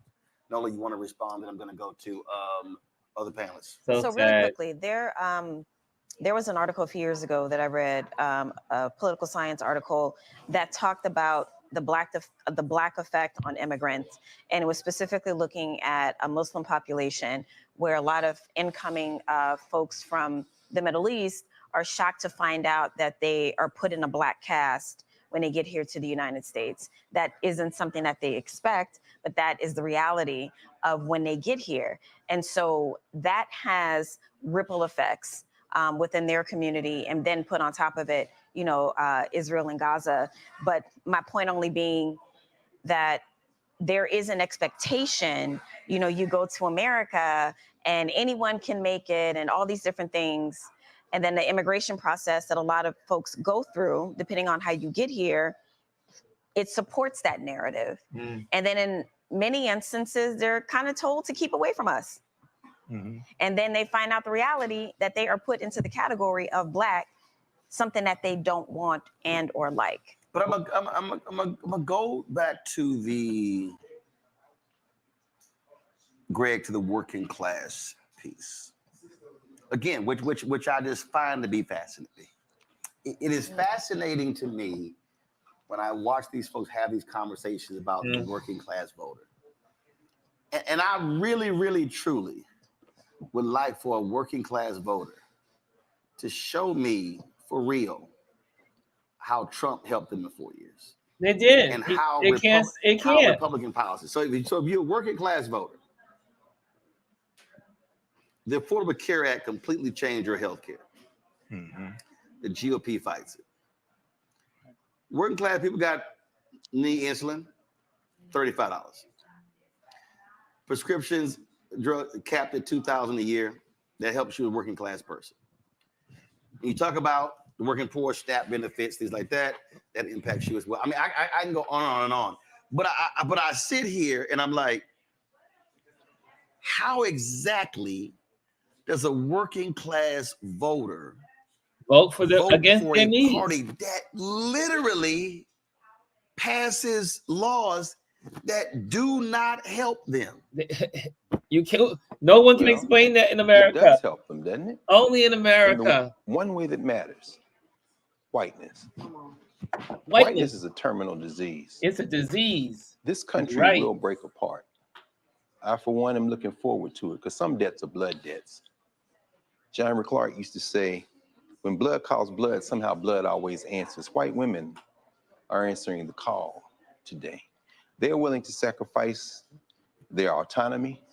If you read the 922 pages of Project 2025, taking subsidies away from child care so you can stay your ass at home barefoot and pregnant and leave the workforce, they're willing to sacrifice that if it means that their whiteness will be preserved. William Barber has traveled the length and breadth of this country with the Poor People's Campaign, partnering with white ministers to say that we have common cause. It failed in the late 19th century because the goddamn crackers went to the poor whites and said, we won't give you a job, but we'll make sure that the niggers ride in the back of the train. And they said, okay. As Gerald Horne said, whiteness is the battle pay poor whites got in exchange for being the buffer between the rest of us and the rich. Donald Trump, convicted felon, sexual assault. His brain has leaked out of his ears in full public view over the last 4 years, and over the last 6 months, it's become an embarrassment to anybody who thinks rationally. But whiteness is not rational. We don't know what's going to happen. Kamala Harris may very well pull this out, although the path is narrow. But we saw them elect an honorary white, a circus clown in Ohio named Moreno. Now, y'all speak Spanish. What does Moreno mean? It means a certain type of Black person. Yeah, exactly. Bernie Moreno, a proxy white. Not as Lauren. Lauren, not as you would call the circus clown whose wife may now be the Secretary of Education if Trump wins, Byron Donalds, a manservant to white supremacy. See, a Negro has to be a servant. Somebody like Bernie Moreno can be an honorary white. You know, ask the coloreds in South Africa how that works. You know what I'm saying? Americans vote against their John Chester's going to lose every freaking time. In Montana. The Senate is gone. If it holds up, he probably lost. There's nobody more won the Senate. Wyoming than Montana than him. But it doesn't matter. There's somebody more Montana than him, and that's the person that says, I will defend your whiteness with your life. And the lemmings marching forward to their demise will say, I would rather die than give up my whiteness. I mean, Mustafa, here's why this is hilarious. Elon Musk owns Tesla. Yeah. He dumps a ton of money into Trump's campaign. Yeah. Trump shits on electric vehicles. Yeah. Yes. And auto workers go, yo, I'm down with Trump. Yes. Well, I mean, remember Elon Musk? I'm saying that again. Trump had a rally where he had fake auto workers. It's all production. But Mustafa, this is why I need people to step back and realize what's going on. The man shitted on the head of the UAW, had fake union workers, told Elon Musk if workers strike, fire them, said, I can't stand paying overtime. I'm going to run them out. And your ass a union worker and you vote for him. That's called giving your opponent the gun and saying, go ahead and shoot me. I like it. He's against unions. But you know, Roland. Hold on, Mustafa. No, that's Mustafa. I say Mustafa. Yeah, no. You know, I was thinking about my granddaddy. He used to say white folks gonna be white folks until they are. My mama said the same thing. White folks gonna do what they want exactly. And I was hearing him whisper in my ear as we're going through the night. And it's interesting. So I have family who is a part of the United auto workers I'm third generation union. And it blows my mind to watch folks understand that folks are trying to destabilize and deconstruct unions. And they have told you that they don't see value in you. And they told you how they're going to do it and how they're going to impact your pocketbook. And folks will still vote for them. I've seen individuals who have been a part of other unions in the construction trades and other places whom the Biden-Harris administration pumped billions and billions of dollars into being able to rebuild our infrastructure, and folks still won't vote for the folks who actually supported you with the dollars that you have requested. Right. So we see these dynamics going on, and that's why when I was hearing that voice that white folks gonna be white folks until they aren't. Yes, sir. And then I started thinking about everybody got hyped up, and again, we don't know. Actually, hold tight 1 second, because I want to quickly do an interview. There was good news coming out of Alabama in the Opportunity District there. Shamari Figures is the winner there. That is a Democratic pickup. That was a seat that Black folks fought long and hard for in that seat. Guys, I can't hear, so I need y'all to give me a speaker, please. And so let's bring up Shamari. Shamari, congratulations. Man, Roland, appreciate it, man. Good to see you again. Woo!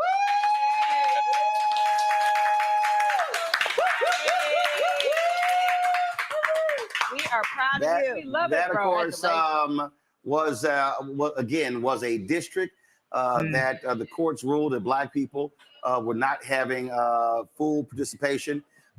It's not a Black district; it's an opportunity district, and you were able to win that. So the folks there in the Black Belt, Alabama, got to be feeling good tonight. Now they have 2 Black members of Congress, you and Congresswoman Terry Sewell. Yeah, look, we're feeling good. It is as you mentioned, this is an opportunity district. It wasn't a majority Black district. 48% Black, 46% white. So we really had to get out here and run this campaign based on messaging, based on strategy, doing everything we could to build as much support around the underlying issues that are plaguing this district. And we found that to be effective. It was a tough race. It was a tight race. And you know, we fully expected that going into it. The National Party expected that going into it. And that's the reason they brought so much attention, so many resources. And even as recently as last week, hopefully our soon-to-be Speaker of the House, Hakeem Jeffries, was here campaigning with us as well. So it's a big opportunity for us down here. You know, I talked to you the other day, days have run together. I guess Friday I was in Mobile, Alabama. And you know, it was about, again, you know, meeting the voters where they are, talking about those critical issues, healthcare and others.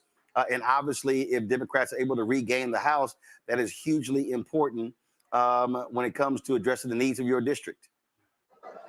Yeah, absolutely. I mean, healthcare access in this, or healthcare issues in this district are beyond just healthcare insurance. We're talking about literal access. I mean, we're in a district of 13 counties. We've had 4 hospitals closed across counties just in the last year since we've been in this race. We don't have pediatricians in half of this district. We have several other hospitals that are teetering on the edge of collapse. We're in a state that has the shortest life expectancy for all intents and purposes of any state in the United States, yet we've still refused to expand Medicaid. So we got to do everything that we can to get to Washington, D.C., to drive the resources down here to help with those healthcare outcomes here in the state of Alabama. And as I said, I always say all the time, every vote matters. Guys, go to my iPad. 95% of the vote in. You're at 156,622. Your Republican opponent, Caroline Dobson, 130,568. Again, that's, you know, slightly less than 26,000 votes. You're right. Also, so as we keep saying, every vote absolutely matters. Unequally and providing absolutely it does. Legitimacy. It does. Alabama has a long history of voting rights history and being at the being at the those unions are going to be gone. Top of the totem pole when it comes to understanding. You do think they're going to have a union? But collectively, Not in 2025. We have to get more engaged. We have to get the younger generation more excited. And we have to do everything that we can to continue to run those numbers up because we need it. And as we're seeing across the country, I think with some of the preliminary results coming in right now, we don't have enough of us getting out there and making our voices heard. So we got to do it, and I'm committed to doing it. And the best way to motivate people to do it is to go to work on behalf of people and show them the progress that you can make. All right, Shamari Figures, my brother, it is so glad to call you Congressman-elect from Alabama. Congratulations. Thanks, brother. Good to see you, man. All right, good to see you as well. So y'all do this here. Y'all can talk about this for a second. I gotta do the Steve Harvey show. I gotta record this here. So Greg, take this conversation away. Y'all had a conversation. I'll be right back. Yeah, I'm a multitasker. All right, yeah, that's true. Well, let's keep going. So, all right, so who thinks she's gonna win? I'm praying. All I'm doing is praying. Let's just cut to the chase. Let's cut right to the chase. Can we just go back to Here's the thing. Well, no, go ahead. Well, we go back to 2020. Well, go ahead, Mike. And then Lauren said, "Cut to the chase." I know she got something to say. She's been sitting there writing the whole time. And then, well, here's the thing. Go right. If she wins Michigan, Wisconsin, Pennsylvania, but we know that that's 44 electoral college votes. According to the New York Times, she's at 210. First of all, let me just say this for the record. Okay. Fuck the New York. All right, go ahead. You can say AP. Well, AP's maps are better, by the way. Yeah, okay. The New York Times can go to hell. Yeah, but and forever. That'll put it. But anyway, according to electoral math. Yeah, that'll put it at 254. She would still need 6. Arizona and Nevada. She would still. So there's a chance, but it's still. I was looking at the updates from the Detroit News. Yeah. And they're still counting Wayne County. There's still counties out. There's only about close to 50% of the votes counted. It don't look like in it's the state going of to Michigan. happen. Wisconsin has 81. It's actually about 88% of the votes in Michigan have been counted, but Wayne County only 25% in. Yeah. So Wayne County, we know what just Wayne is. Next to Wayne County is also Oakland County. Yeah. So the counties people should be paying I don't attention think is she can win. Kalamazoo. She's underperforming. Kalamazoo, yeah. She's underperforming. So far, it looks like she's underperforming Kalamazoo. Yeah. Oakland needs to be a little bit higher, and then I don't think he likes the New York Times. But one thing that I want to point people I out to, agree. when you look at the I don't think Upper he likes the New York Peninsula, Times. there is a county up there that she took. So it's really interesting watching what's happening across Michigan. But even if we go into Wisconsin, right now we're still waiting for Milwaukee to come in. Yeah. Milwaukee. The story of the evening is Latino voters voting for a person who has announced that he wants to mass deport Latinos. That's what the story of the evening. The story of the evening is that group apparently paid no attention to his rallies, where he, of course, vilifies them at every turn.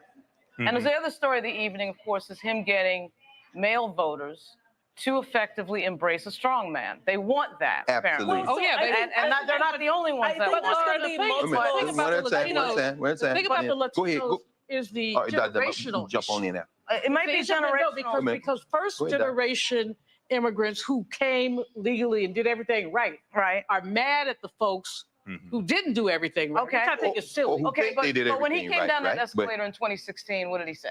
They're rapists and murderers. Mexico. Right. We knew from the start what his views are about that. We know what he is. We need to stop making excuses But I'm not for these making constituents. I'm not talking to you. I'm talking generally. I'm just talking about the way that this has to be. It's like Roland said earlier. Is the way this thing has to be parsed. Because basically, you can't talk to Latinos. Because there's no such thing. I'll parse it. It's guns, God, engaged, right? They did the thing with, it's the same old thing over and over again. Right? They did the thing with trans, it worked. Democrats had no answer. Democrats have no answer because the LGBT lobby gives them a lot of money to say nothing in these moments. And they said nothing in that moment. And there's a lot of tolerance. And they lost. Which doesn't work in this society. Right. And so it doesn't, so they went right for that. Then of course you have the fact that we're trying to for some reason not say the obvious. With Texas and Florida, it keeps happening. Democrats keep losing Texas and Florida.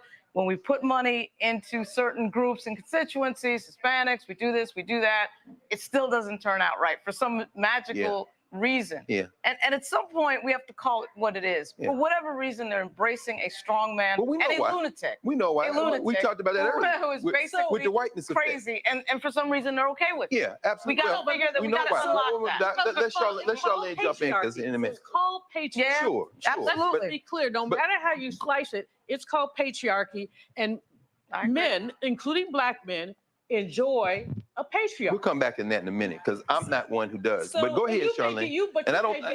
No. I think. Apparently, so you're the exception to these polls. A lot of these brothers, Hispanics are enjoying it more. Yeah, I think that's probably going to be looking at the cheat note before we. Yeah, but go ahead, So there's Charlene. multiple things. Like I still think we need to go state by state, because the analysis is going to be a little bit different. So like in the last 6 weeks, I was in Florida, was in Tallahassee. I was in Houston. I was in Waller County. I was in Montgomery. I was in Shamari Figue's new congressional district. I was in Atlanta. I was in different rural parts of Georgia. And so I was paying attention to the sights, sounds, and the smells to see what was going on. And to the point, talking about the anti-trans or the very transphobic messaging, I heard that everywhere. I heard that in Georgia. I heard that in Texas. I heard that in Florida. Those were the things that were being talked about. And then I was also listening to abortion. How was abortion being talked about? Yeah, how and was so that? there were a lot of white men, a lot of evangelicals going on air saying, no. If God forbid you're raped or a victim of incest, you're not going to be forced to carry the child. But for voters have to understand in Florida, 6 weeks at any given time, a woman is walking around 4 weeks pregnant. Right. Because you calculate the start of pregnancy on the last menses, right? So if it's been a month since I had my period, guess what? I'm 4 weeks pregnant. You don't know. So 2 weeks into the fertilization, you have no idea. You're not even really showing you're asymptomatic, right? And so what's interesting, like we talked about whiteness, and I hear what you're talking about in terms of the storyline of Latinos, or Hispanics. I hear the storyline, but I think the intersectionality that we have to tether all this to is white supremacy. Because that's what we're seeing here. And how it attaches to the patriarchy, how it attaches to gays, guns, and God, because it attaches to that. You're right, but at some point the Democratic Party has to have an answer to these things, right? But if the Democratic Party is also rooted in white supremacy, how can the Democratic Party rooted in white supremacy? They're also rooted in money. So when that ad ran, capitalism is rooted in white supremacy. When that trans ad ran, what was the Democratic Party? What should it have been, though?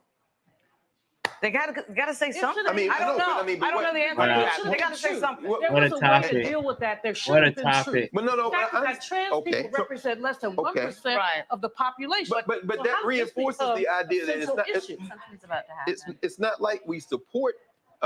Senator Richmond is about to announce that VP isn't speaking. They keep saying that. Is that what you're hearing? That's on Twitter. That was give on us Twitter. They kept saying that ago that VP Harris won't be speaking at Howard University tonight. You've been mighty quiet, Erica. Oh well, I mean the conversation has definitely been so. Both of y'all been quiet. Yeah. Yes, ma'am. Okay, so I guess look, Carol, who's running the whole show, so we are now going to the campus of our beloved Howard University, because I guess we're going to hear what you all have just told us we're about to hear from Cedric Richmond. There he is at the podium in front of Douglas Hall. He's speaking. We still have states that have not been called yet. We will continue overnight to fight to make sure that every vote is counted, that every voice has spoken. So you won't hear from the vice president tonight,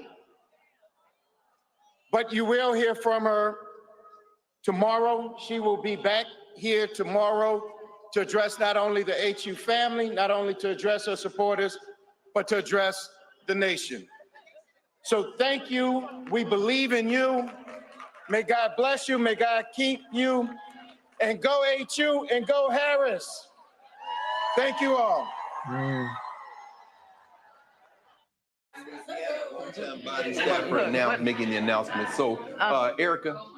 Yeah. What I think about as I'm listening to this conversation is what was said in 2017 Kamala is going to bed and she deserves over it. in Maryland at the CPAC convention. Steve Bannon said the focus of the regime was to deconstruct the administrative state. Absolutely. And they began to do that. And if they are actually elected back into office, that is the work that they will finish. One of the conversations I think that we have to have that has to be talked about is what we're talking about here, and that's the proximity to whiteness and how people really do believe that their proximity to whiteness will afford them what the Black experience has paid blood debts, ensuring that people walk into places and they're able to have generational wealth. Give me a second, y'all. Thank you, Erica. We just heard from Carol that we're going to go back to Howard University. Tatiana, are you with us? I am here. Yes, we just heard Cedric Richmond, Harris campaign co-chair, come out and do what I'm going to go ahead and call a John Podesta moment from 2016, where he asked us to sort of go home and wait to see what is going to happen next. And certainly, as you have been talking about all night, Roland, this does take a long time.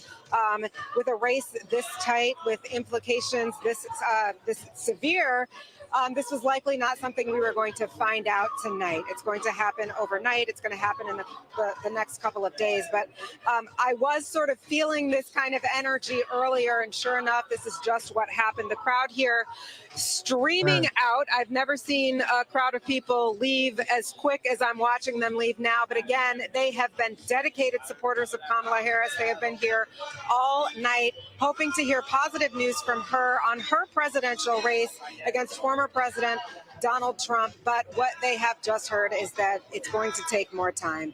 And from political pundits like you, Roland, and all of the people that you have been talking to tonight, that's not a surprise, but no doubt there is some disappointment in the crowd, disappointment in the people who are leaving the campus of Howard right now. But again, we will just have to watch. We will have to wait. There's no telling what happens, Roland.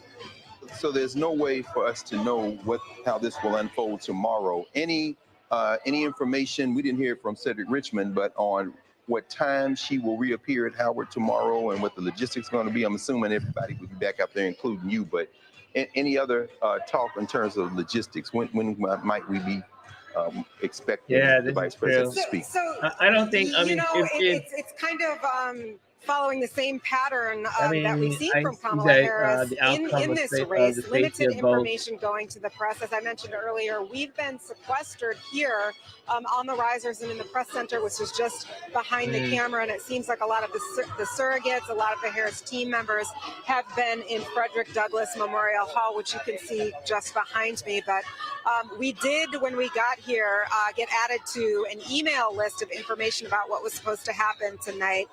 No emails have come through about that. We did not hear anything from Cedric Richmond about what we can expect. And I think that, again, as we've all been talking about, this is just a watch. This is a wait. And we'll see what's going to happen. But the answers are not coming tonight, or rather this morning. Thank you, Tatiana. Tatiana Anderson, reporting for the Black Star Network. Thanks again, sir. Sister. Imagine we'll see you again tomorrow in the morning. Hopefully. Wow. Thank you.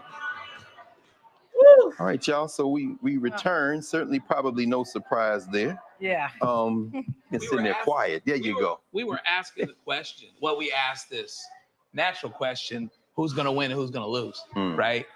And we know that our path is more narrow, and that doesn't look the way we want it to look. But the bigger question is this, and this is what I've always asked as a reflective, praying person: will the grace run out? See, for a long time, this country. Yes. You mean for the United States? Yes. Oh yeah, they never had grace. For a long time. Well, we had grace, and that's why we're standing here, whether we should be or not. Who is we? We as a country. We sitting here. Right. Are we talking about black grace? Are we talking about black grace or white grace? We're talking about something that allowed this country to limp along despite itself for the last 200 years. That was just expediency. Understand when the time black people have made the most progress in this country was during Reconstruction.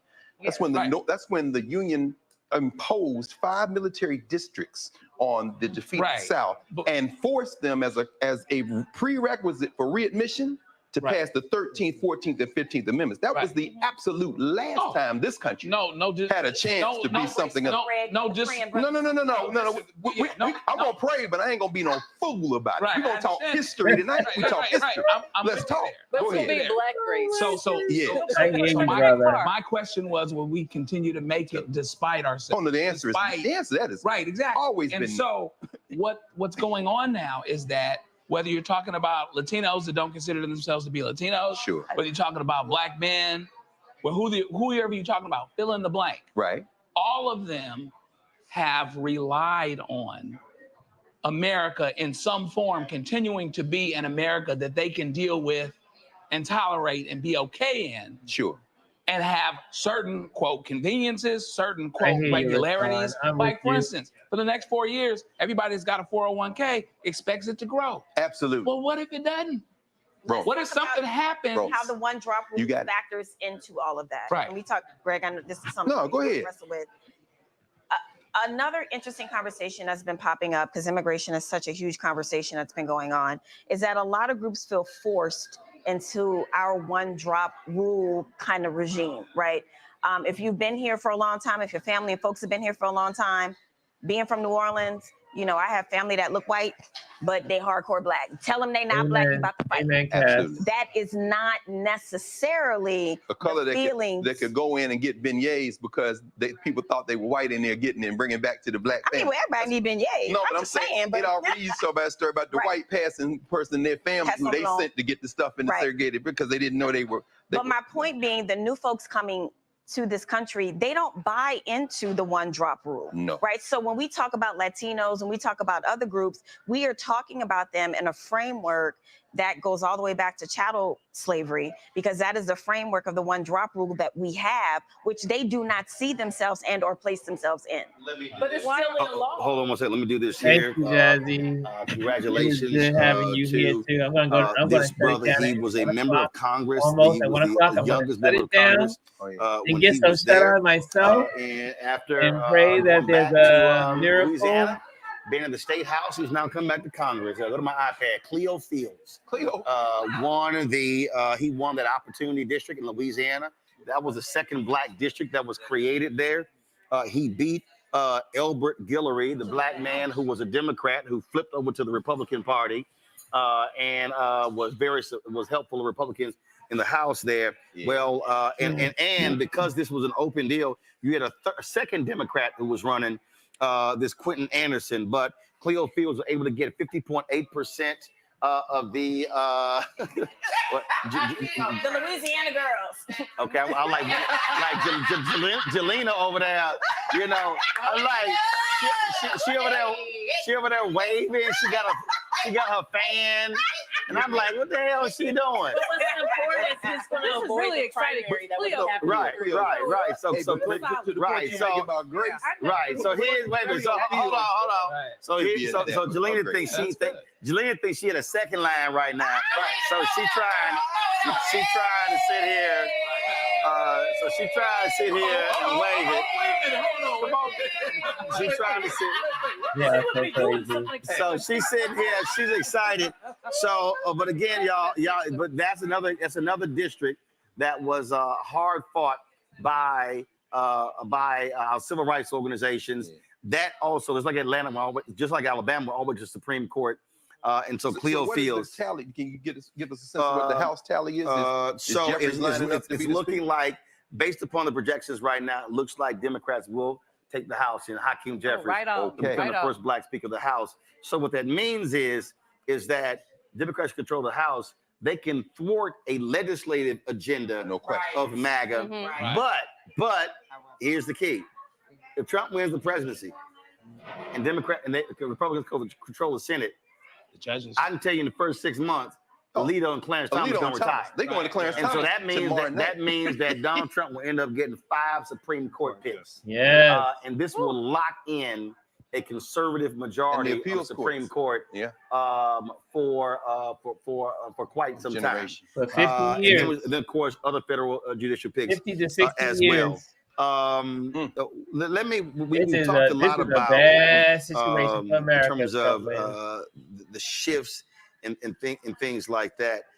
I do want us to talk further. Monica, I'm gonna go to you. Thank you, Cass, for I hanging saw out with us. before, Ted Cruz was +6 with Latinos. When he lost to Beto O'Rourke, he was -29. That's a 35-point shift. That's what Lauren was talking about. A 35-point shift. Latinos voted for all of these Cruz. stories. All of these stories. Even though for they hate 2.5 them. months Even though they hate was on black the men. Latinos. Yes. They But still vote. nobody talking about the Latino vote. Hello. Yeah. Your thoughts? I mean, at the end of the day. Hold on, Monique. Oh, yeah, go ahead, Monique. Mo, she's speaking. Reverend. Everybody, go on. So Texas, my home state, refused to choose a candidate who is qualified and battle tested and who has served admirably and who is already a sitting Congress member. And instead, they chose a person who, when there was an ice storm, walked away, abandoned my mom and daddy and them, all of us, and left and went on spring break with his children. And that is in addition to any number of other ways that he's failed. And a person, by the way, who is universally disliked, by his own party, by other members, openly disliked, and someone who routinely kissed the ring, right, of Donald Trump. And I think the only thing that I could say about that would be my more general comment tonight. So my first comment is that votes are being counted, and I respect that process. Yes. So I'm not doing postmortem on any elections, and except ones that are yes, over. you are, Anthony. You're They've been counting in Arizona. Quickly go to my iPad. They vote against It's their needs about everywhere. 54% is in. It's about a 13,000 vote difference between Trump and Vice President Kamala Harris. Monique, go ahead. Right. So and we will. In Arizona? I'm looking. And we'll. But it's only 54%, so we don't have no one's won yet. Monique, go ahead. And we'll keep counting, and prayerfully, despite the bomb threats and the closing of offices and the closing of locations and people giving up and going home, prayerfully there will still be enough votes there. So I'm going to leave my prayers attached where I put them. And not discuss that any further right now. If the VP ain't talking about it, I don't know why I should, except for to say this, for the people who seem to have forgotten the country we live in. I entered into this race, and I guess that's maybe one of the reasons why I have a ridiculous amount of peace. I knew it would be hard. I knew it was close. I know this country has a woman problem, and then we dare do a black woman. And for Texas, obviously, Colin Allred is still a black man, and the Latinos did not vote for the black man. They voted for the white man. Let's just keep it simple. I knew that who we are. And so we're fighting uphill battles aspirationally to be something different. And while we're fighting the battles, we're fighting amongst ourselves because there are those among us, haven't heard us talk about that much tonight, but I fight battles every day with black men, Dr. Greg, and women who have more to say dressing down the VP than they do Donald Trump. I mean, we'll quickly say, like I posted something showing the judge's opinion, saying that that the jury did indeed find that he had committed rape. It was a digital penetration that was rape. The judge made that clarification. And it was a whole bunch of brothers coming in talking about, oh, that was mischaracterizing, that's fake news, that's phony, you're just on the plantation, you're just caping for, and all of the different names, disparaging names about the woman who's running. And I'm just saying woman because to me, black, brown don't matter. Because we have a woman problem, right? We have a woman problem and people. My thought is, if people are discouraged tonight by how close it is, I think that discouragement comes from the land of wishes, hopes, and dreams that they allowed themselves to go live in, as opposed to the place we actually are. That's right. America. That's right. And as I said to Dr. Greg, I live here by choice. So I go into these endeavors fighting for something for my family, for my children, because it is an active decision to remain here. And for anybody really, you know, like with $100 and a hope and a dream, you could probably live someplace else. So if we are here by choice, then we're here deciding to fight. And I hope for everyone who's watching that you can have no misgivings or regrets about the way that you handled yourself in this election. I know I went to every state I could go to and gave all the money I had and knocked on every door and made every call and covered every event and was real clear about who I supported because it matters. So if that is the lesson for us, because this is the show for us, then I already knew the Cubans thought they were white. Of course. I'm not, none of this is, I mean, I don't know where we are Very right true. now, Very but true. for the people who are watching, we are in the United States of America where the bondages of slavery and the vestiges of slavery are still here, and we have no reparations. And even if we had reparations, it could not repair the breach. That's where we live. So whatever it is we're going to do about that, exactly. That is our starting place. So let me one second. So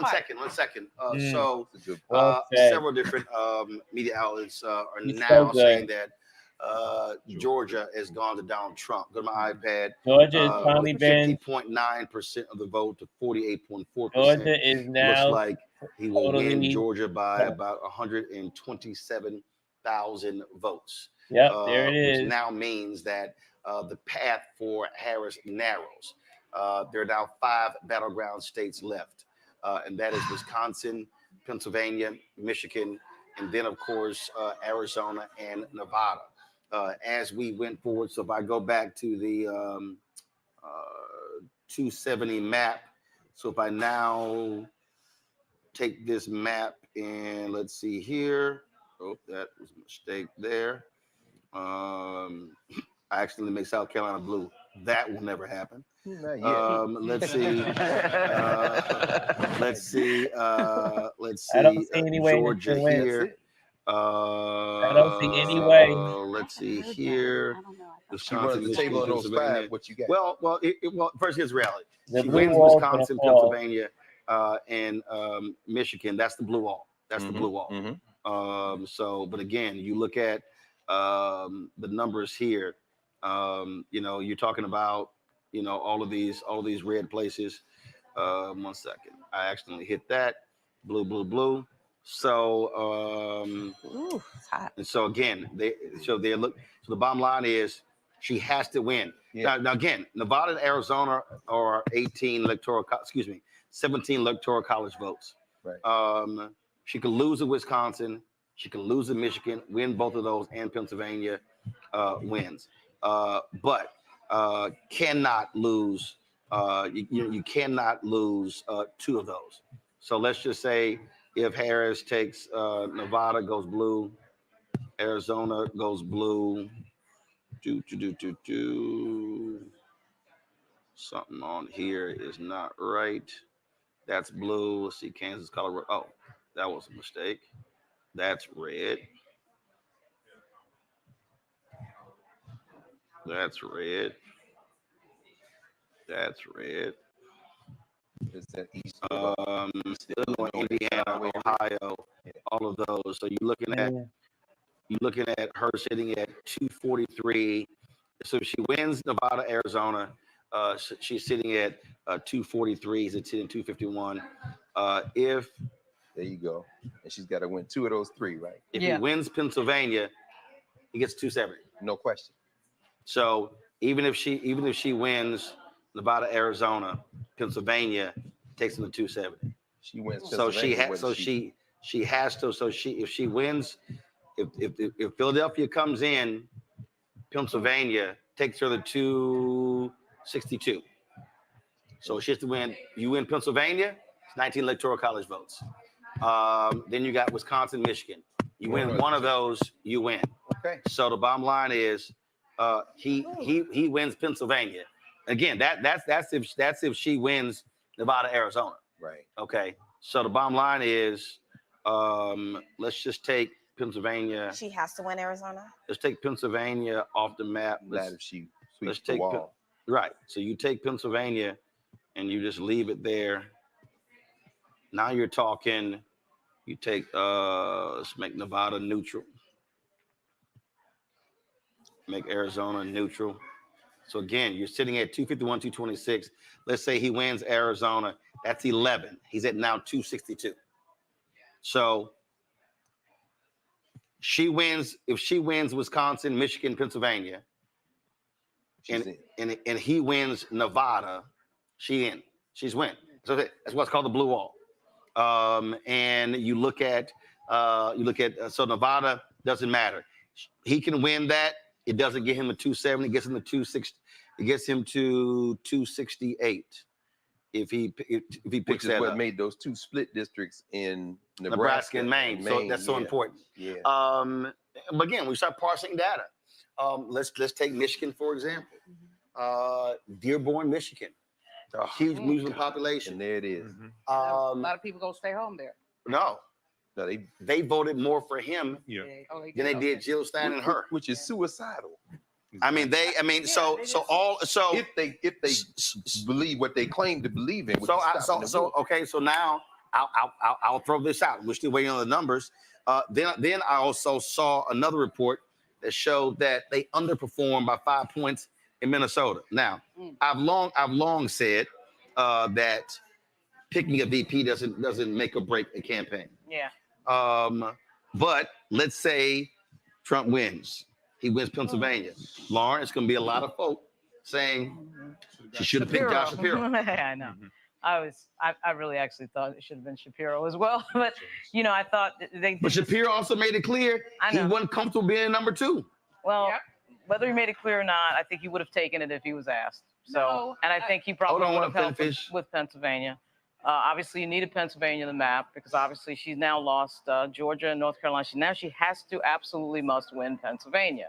That was always known. We always knew what that map was, right? So, I think that what we're watching is just a reset almost all the way back to before the civil rights movement. These are the conservatives that wanted that whole thing never to happen, right? Notice that one of their targets in this moment is African American history, right? Trying to erase and rewrite African American history. But at the end of the day, I will just say this. I think somebody should say this. I think that the vice president did a really good job. She actually surprised me a few times. I think she overperformed in terms of her stamina, her spirit out there, the energy, the whole thing. The way this campaign was put together, this was 103 days. Absolutely. She was effectively put in this position. I'm going to go ahead and say it. This happened because Anita Dunn and Steve Ricchetti and Mike Donnellan lied to the American people about the condition of the president that they work for and that they've been working for in the case of Steve Ricchetti and Donnellan for many, many years. They lied to everybody about his ability to run. And that is what put the vice president in this position. Or whoever it was going to be, whether it was going to be Gavin Newsom or anybody else, it still was going to be a 100-day campaign, which is unprecedented in all of American history. So even though that was a difficult situation, I have to admit, Good night, she Girls Club. surprised me. They built something so fast. Started with Win with Black Women. Obviously, Win with Black Men kicks in. All these celebrities kick in. I know people say, well, the celebrities don't matter. I actually think they do drive a certain level of awareness.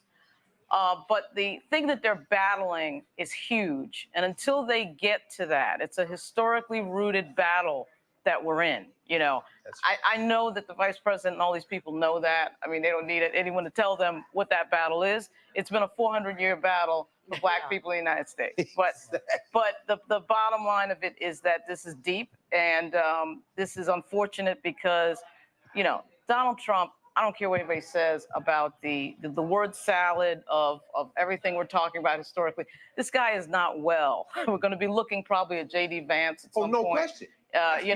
Playing. And that's going all the way back. That's talking about going all the way back. We talk about J.D. Vance. The man is under 40. He is not stupid. Now that's Teal's plan. Vance is the plan. They'll take Trump out in 2 years or less. And they're going to dismantle the civil service. No they're going to try to dismantle civil service. They're going to try to dismantle parts of the government. That's right. And it does look like the House is going to go for the Democrats. That is a difficult situation because the House does not control everything, but they do control the purse. There is a problem with Dwight Evans, by the way, in Philadelphia, where he has suffered a stroke and not been available. They're going to have to figure that out because if the House, Dwight Evans, the member of Congress from Philly, has been gone for months. Okay, so that has to be figured out because if they come within 2 or 3 votes, he's got to be present to vote on the floor, even if Jeffries, of course, is the speaker. So at any rate, this is hard. I mean, it's hard to watch. And I think so step back also and look at this here. Exactly, Cass. And I'm looking at all the different people, and they're talking about how Democrats are going to have to reorient themselves. They've got to change this.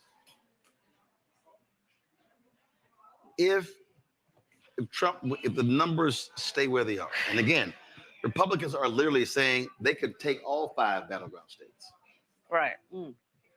It's actually possible. What it says is that this country, or little more than half of the country, didn't give a shit that the man tried to overthrow the election. Right. That's right. No. That's right. The fact They're reveling in it. And there are people like Mitch McConnell who privately has trashed the man, condemned the man.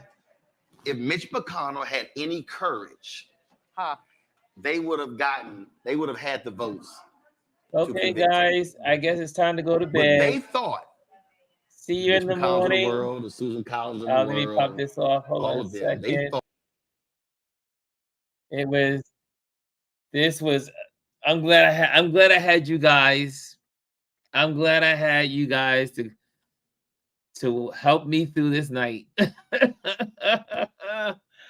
Man, I tell you, it was truly unexpected what happened this evening. And again, there's still hope. It's not over until the fat lady sings. I'm not going to try to do my singing again. But thank you guys for tuning in and supporting, being here. It was a good way to do this night is with you guys. And I will see you tomorrow. We will gather again back to our 10 o'clock. Hopefully we'll have something good to say at our Touch Base Daily. And I'll see you guys tomorrow. Okay, guys. And should I throw on the music? I guess I should. Take care. See you tomorrow. This was wonderful. Sleep well, everyone. Sleep well.